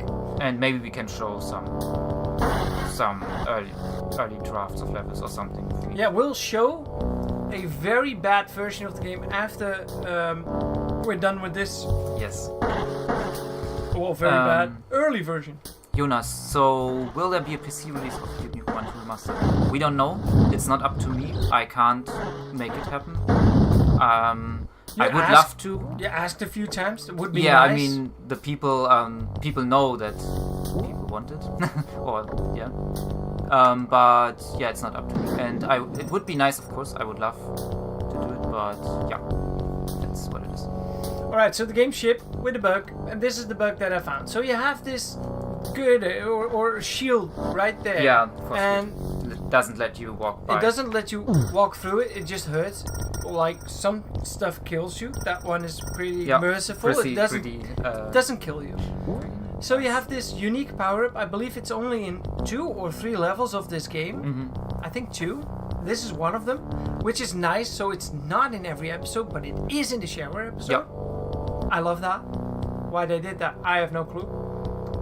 And this item, if you waste it or don't use it, it respawns the crate. I believe it even respawns the crate like up there, but I'm not sure if it respawns while that thing is still there.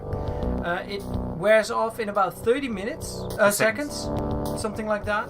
And if you pick it up, you become like this badass ghost of Duke Nukem. You can walk through lava and water, but you could already do that. And there is no water, so good luck. And that's how you get this fucking cool weapon. And then you have to walk through this. You destroy that laser beam, and now you're able to get past it every time you desire. Yep. Without the shield might it deplete on you, which is nice. That's how you're supposed to play it. That's how I played it. That's how you probably played it.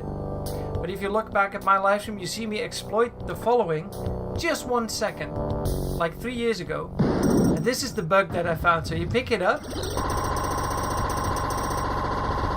and then you get showered with points. Shower with points, like until it wears off.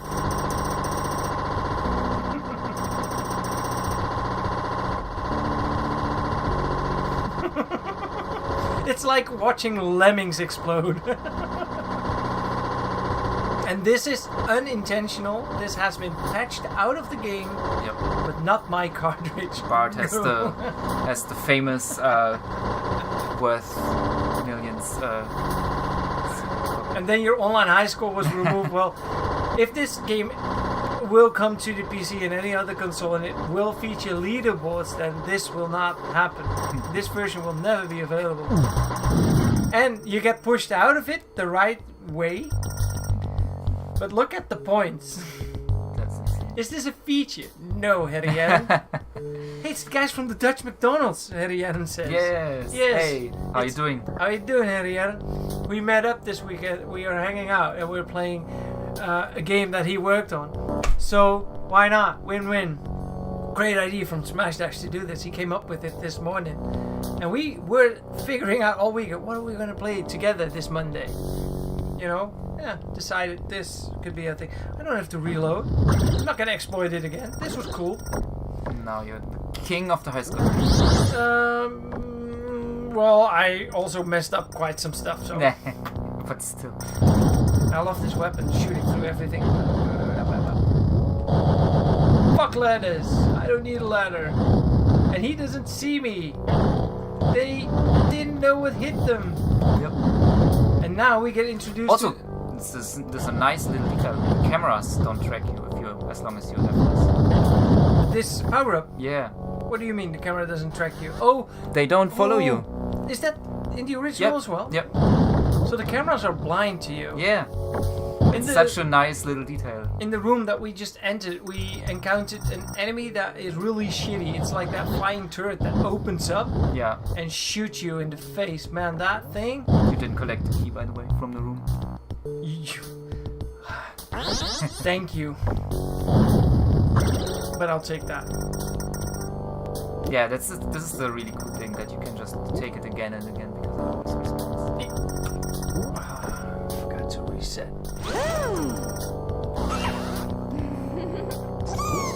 Yeah, but it's hard to spot though. Yeah. It's blue on blue. You want to do Only 16 colors. Man, this game, especially with the background, it feels like more colors. that. Absolutely. They did a great job. Ah, damn it. Oh, just one shot. That one doesn't respawn. That would be too awful. Even climbing the ladder feels so freaking smooth. Am I going the right way? Yes, I am. Yes. You need to go all the way left. Yeah, until this. Hey, crime for kibble? Crime for kibble. There's no need crime for kibble. Everybody gets kibble. Like, how do you fucking kibble? What is kibble? I don't know. Okay. If people are like yapping to each other, like, I want this, I want that, you should shut up, no, you should shut up. They are kibbling. And kibbling is also a fish. Yeah, right. And I think that's different. And this is how we explain my language to each other. It's he goes home with so much intel he cannot put anywhere else. Like half of it is based on what I think. I'm not a good source, alright? Alright. Wow. Okay. Told you something new today about the red boxes. Yeah. There's also this part, if you stand here, the room where you teleport to is located in the map. Oh, I disappeared. Is located in the room above. Yeah, that's true. And the the robots that open up and shoot around like a siren, you can already hear them looking for you. They can even open up and shoot. You can hear them. Yep. That's only because this is a widescreen version of the game. Yep. Because you trigger them because you are closer to them, or at least. And you would actually be able to see them even if If they I hit- didn't put another. Oh, you also hit them with the Just kicked my ass when I got the Iron Spider level. Holy shit! We were just discussing the same thing before you joined. That level was a menace. That was the Dark Souls of shit. Alright, the vibe on this level, it feels like we're getting closer to alien stuff. Mm-hmm. Those things. And the fact that avoiding them can be a bitch if they're on your line of sight and you cannot really avoid. This is the level where I found the wall clipping. Ah, yeah. So I played through the whole thing in 2001. 21. 21. Yeah. On stream, yeah. The brain. Alright, I'm Brain gonna back. speed up my game a little bit because I want to show the other stuff as well.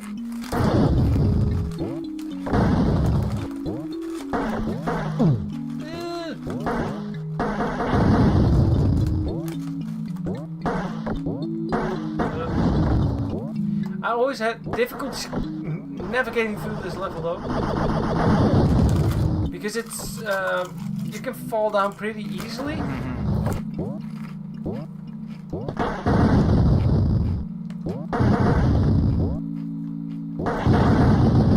Oh, such mass explosions. Alright, we got the keycard now. And then you really have to backtrack in this level. Go all the way back to the beginning. Yeah, that can be confusing because you can easily forget about this area.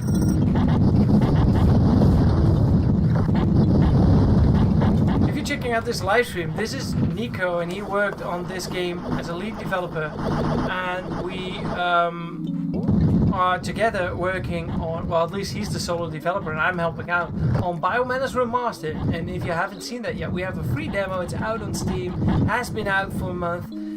We would be more than thrilled to hear what you think of that. It's a 4-level demo, and we might have some cool news really soon, but as for now, we are working on the game.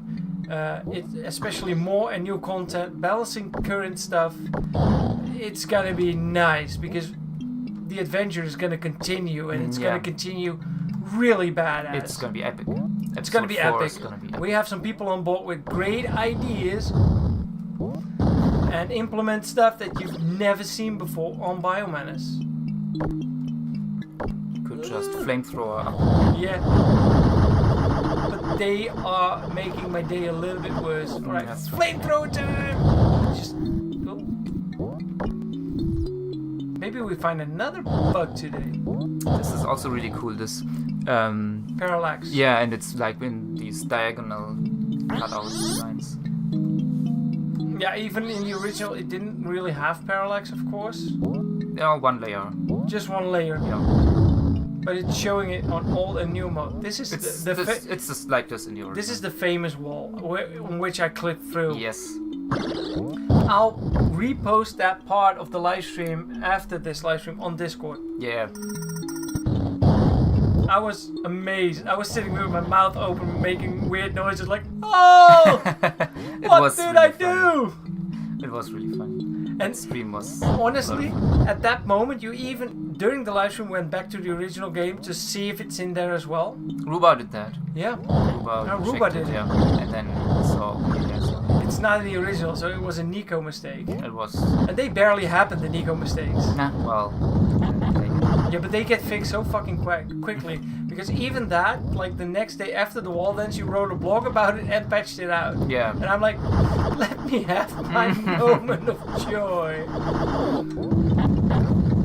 But I was the first one to find it, and that was great.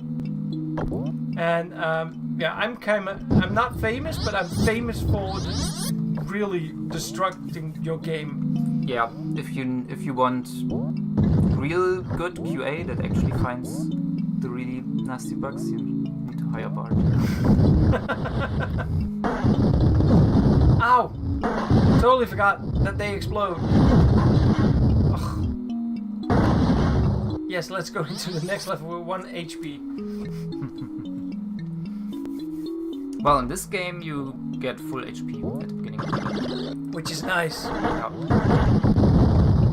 Alright, last stage. Boss time. I think we did well on this one. 48 cameras in one stage. And they're like on every floor, every ceiling.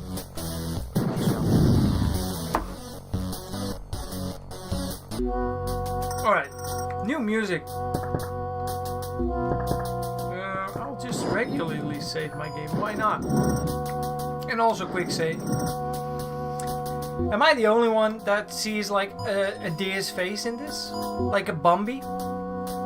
I remember you telling me this before, and I don't really saw it. You still don't see it, right? I mean, alright. Yeah, I can kind of. These are like the ears. The ears, and these are like the Geweih. Help me out. Yeah, that works in German, right? Yeah, Geweih. Antlers. Good. Yeah, the antlers. Yes. These are the eyes. The bigger squares, and these are like the spots around the eyes, and this is the nose, and this is the shape of the chin. Yeah. I'm the only one to see that. They didn't see my mouse cursor, by the way. I was stroking the deer. Ah, yeah. Alright, boss battle time. Are you guys ready? If you want to tell something about this boss, how it works, when it's activated, what the... I don't know. Do you have a story about the boss? I think it's one of the most interesting bosses in YouTube. Because it has a bit more... Like, the episode 2 and episode 3 boss are kind of boring almost. Yep. Like, they just move towards you in a straight line. Follow you around, and this one just moves in a pattern, and you have to maneuver around. Exactly, and it has the two phases where one, it drops the bombs quickly, and then it just floats normally, and It only does 2 things, and it doesn't change during the battle. Yeah. But it's kind of hard to get familiarized with the pattern somehow because oh, he's coming towards me. Oh no, he's just flying by. Yeah, exactly. And you have to use the level geometry to kind of have cover from the bombs that he's dropping. Yeah, this was the best one and hard as nails back in the day. Absolutely. Though I have multiple times just finished it without getting hit at all. Yeah. What I do not like about this stage is that you have those spiders that I just killed on the floor. Yeah. That they're also in the ceiling, but you do not see them. Yeah. There's no giveaway for those. There is like 2 pixels actually that you can see before they drop down. I was looking at it and I didn't see it. I can show you on the next one. Alright, let's... If the guy doesn't spawn... Ah yeah, he does. Oh, he spawns. Never mind. Fight time. But stop. There. Right there. Alright. But there, now we have Boss fighting time.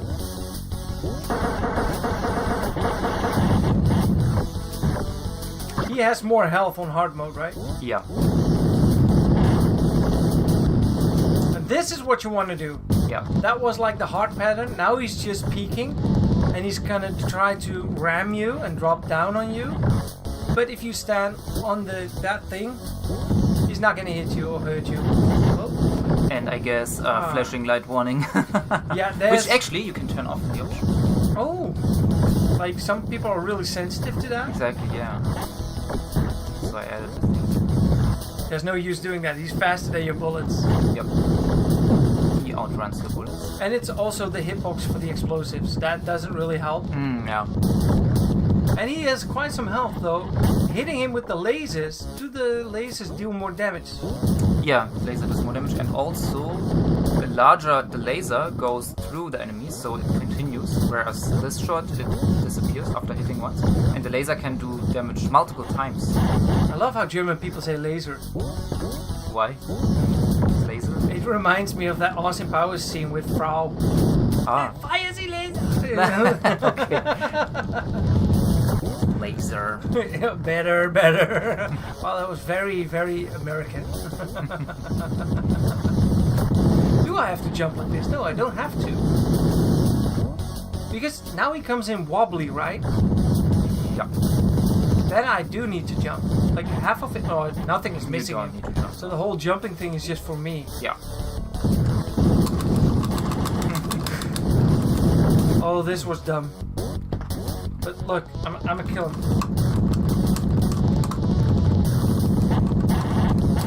Button mashing. Oh, so close. Okay, next time. Good. Oh, good. Oh, this does help though. Boom. Got you, lava face. Nice. So that's the first shareware, well, not on this, but the original shareware episode in the Duke Nukem 1 and 2 remastered. But we even showed some glitches. We're playing this on real Advocate hardware, and I'm playing this along with a little bit of commentary and details from my good friend NIKO that worked on this game as a lead developer. But there's also, before this went to be a commercial official title, it was like a community thing. You created this out of a hobby. Yep. And before this was a real thing, you created Ridgel Engine. Indeed. And let's have a look if I'm able to play this right now. But I have to stop this one. We had a nice score again. And see if I'll have to set it up for a bit. So I hit quit on this one. And I'll turn off the console. Because otherwise you guys would still enjoy the music. Let's see what happens if I turn this one on. It's probably going to boot full screen. And Alt Enter is not going to be a thing.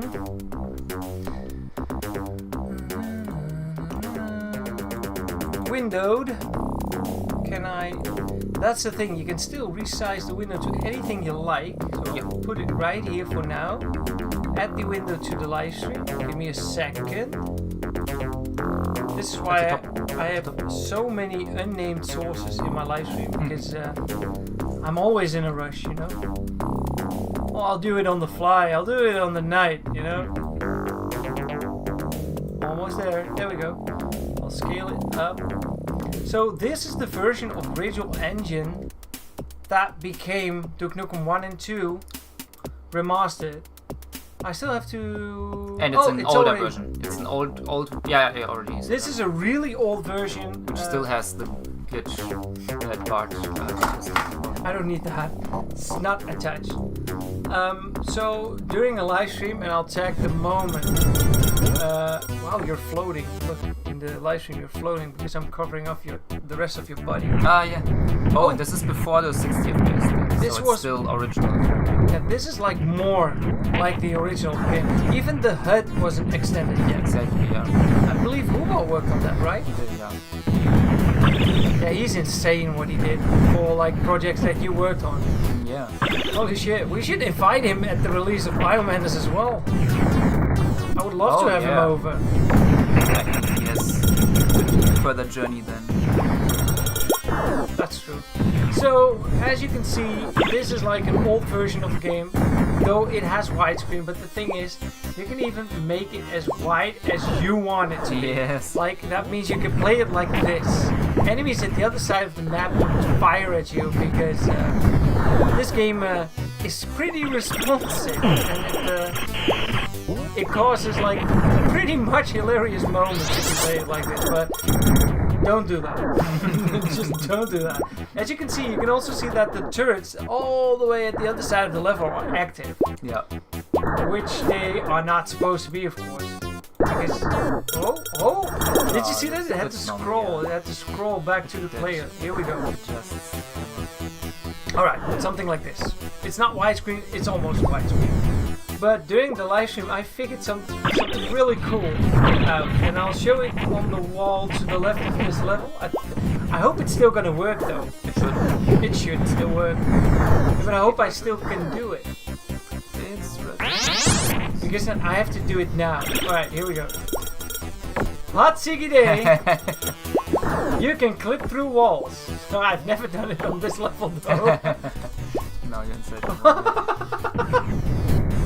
I've never done it like this. Let's see what else we can do. Because I've barely exploited this only during the live stream. Yeah. Other than that, it was for shits and giggles. But you can probably fall out of the if you die like the here. Shall I try to fall out of the level? Ooh! So yeah, that's really a thing. No, I don't want to quit.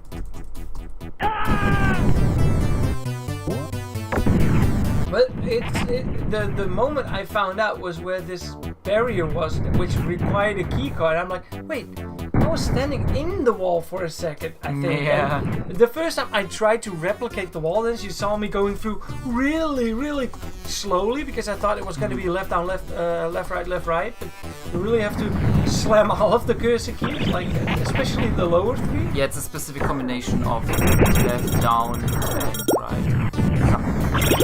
And if you want to know more about this glitch and how NIKO prevented it from being into like the retail version of the game and what he had to do to fix it and what was wrong with the original code, he wrote a blog about it, and we can also share that on the Discord.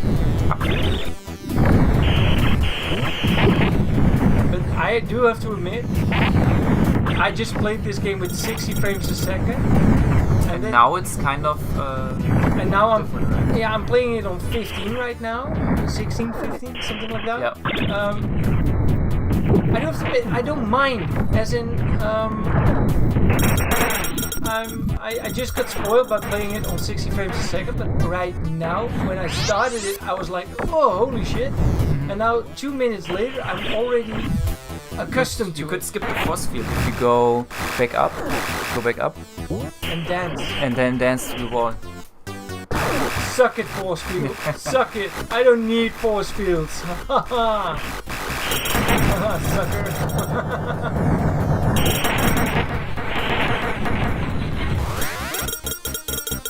I don't want to destroy this wall. This wall.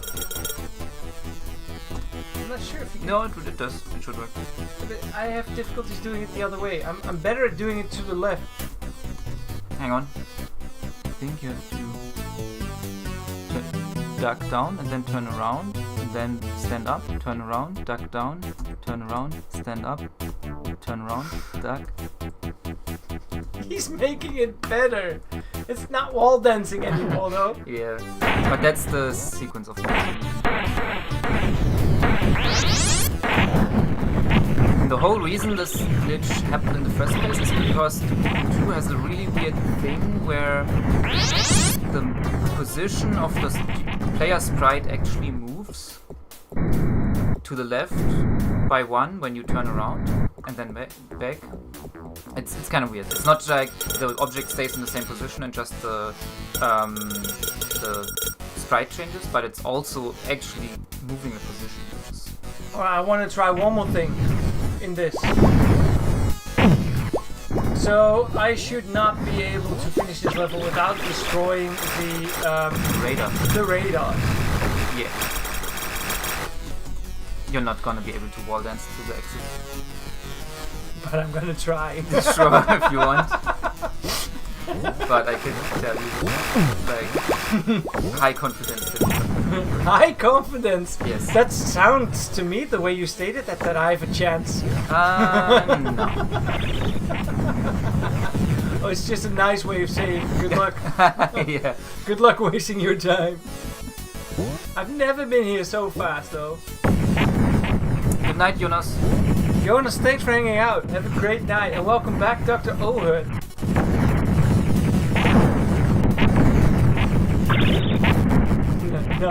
Awesome. Because the level exit is not triggered by... I mean, yeah, you can dance out of the level, I guess, but it's not going to finish the level. I'll make it to the moon sometime soon. Alright, you were right.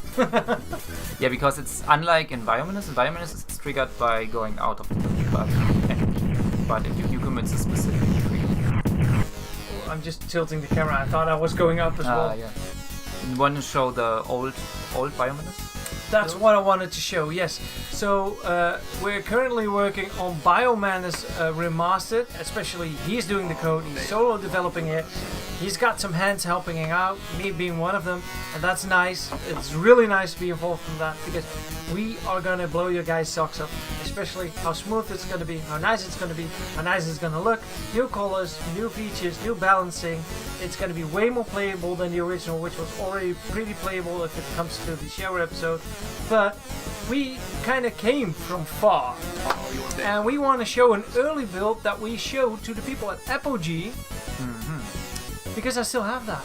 Cheers, Vic van Hazel. Thank you. Now we got 5 more members. That's nice.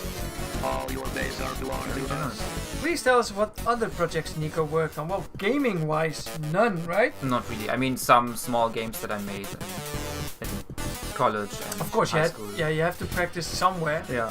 But no, it's just regular engine. You can remaster and more games.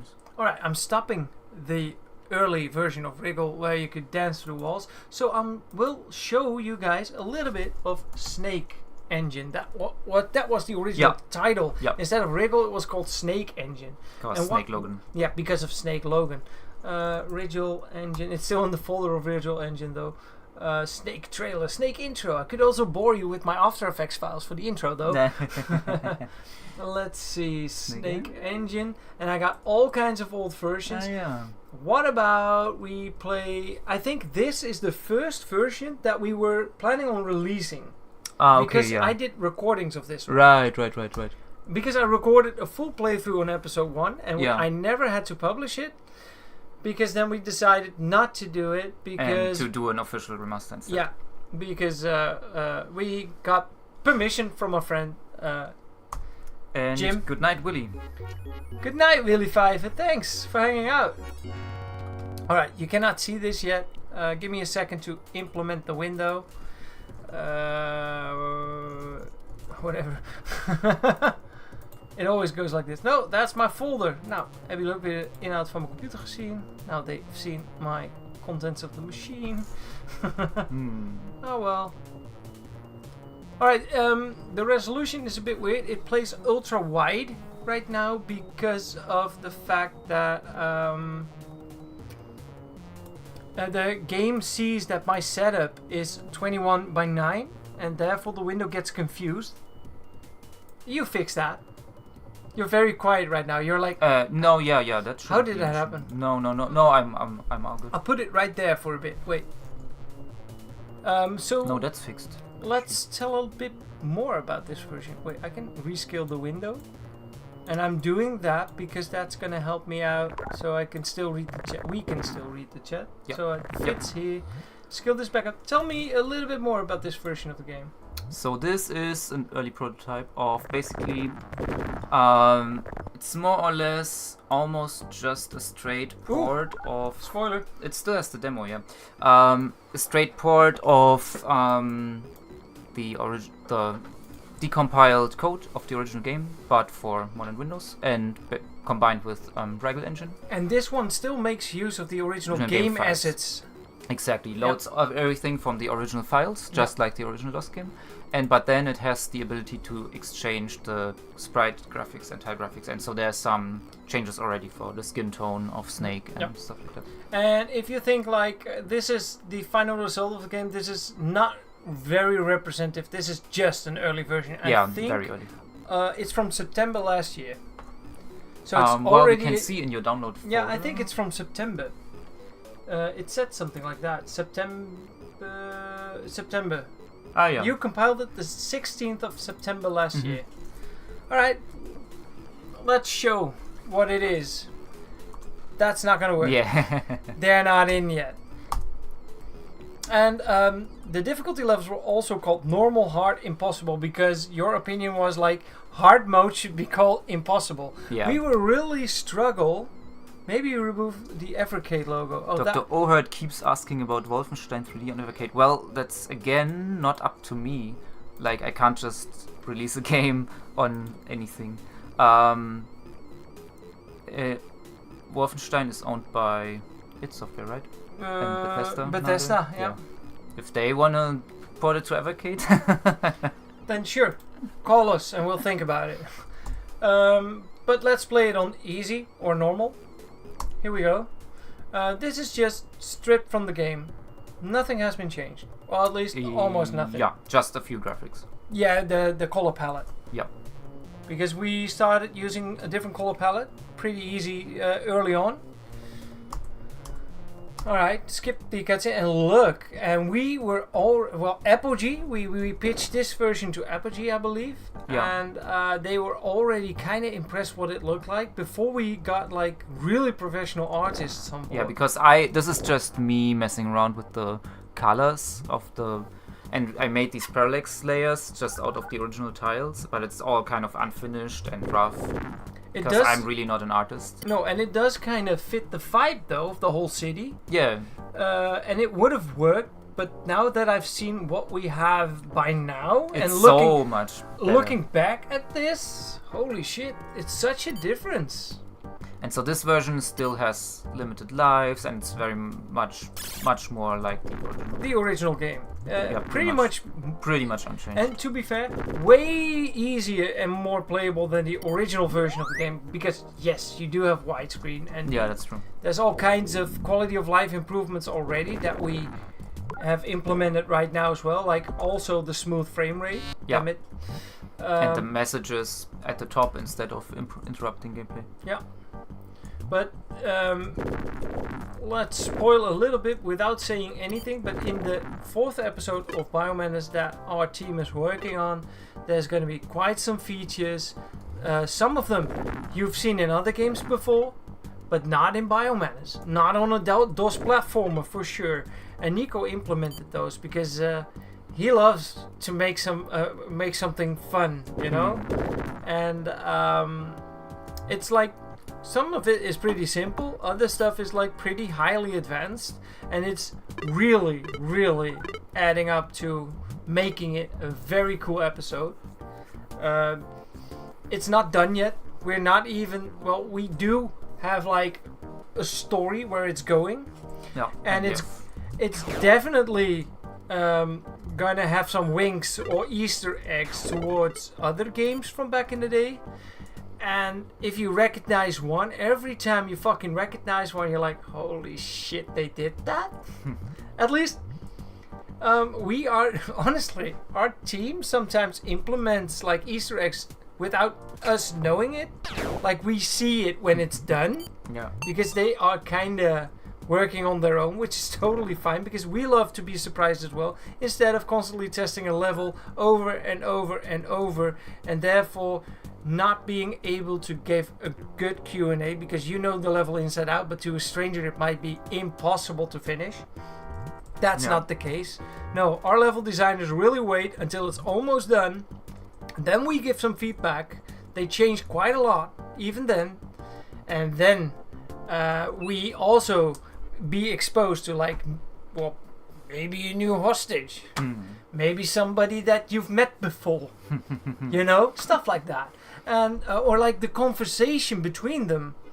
Also the normal or original hostages, those are so well written already, and every time our level editor says, or the person that writes that, he's like, no, but it's just kind of placeholdery, and we're like, no, this is really what you should do. And then at the end it barely changes. Yeah. No, the 4th episode, I didn't say too much, right? No, I think that's alright.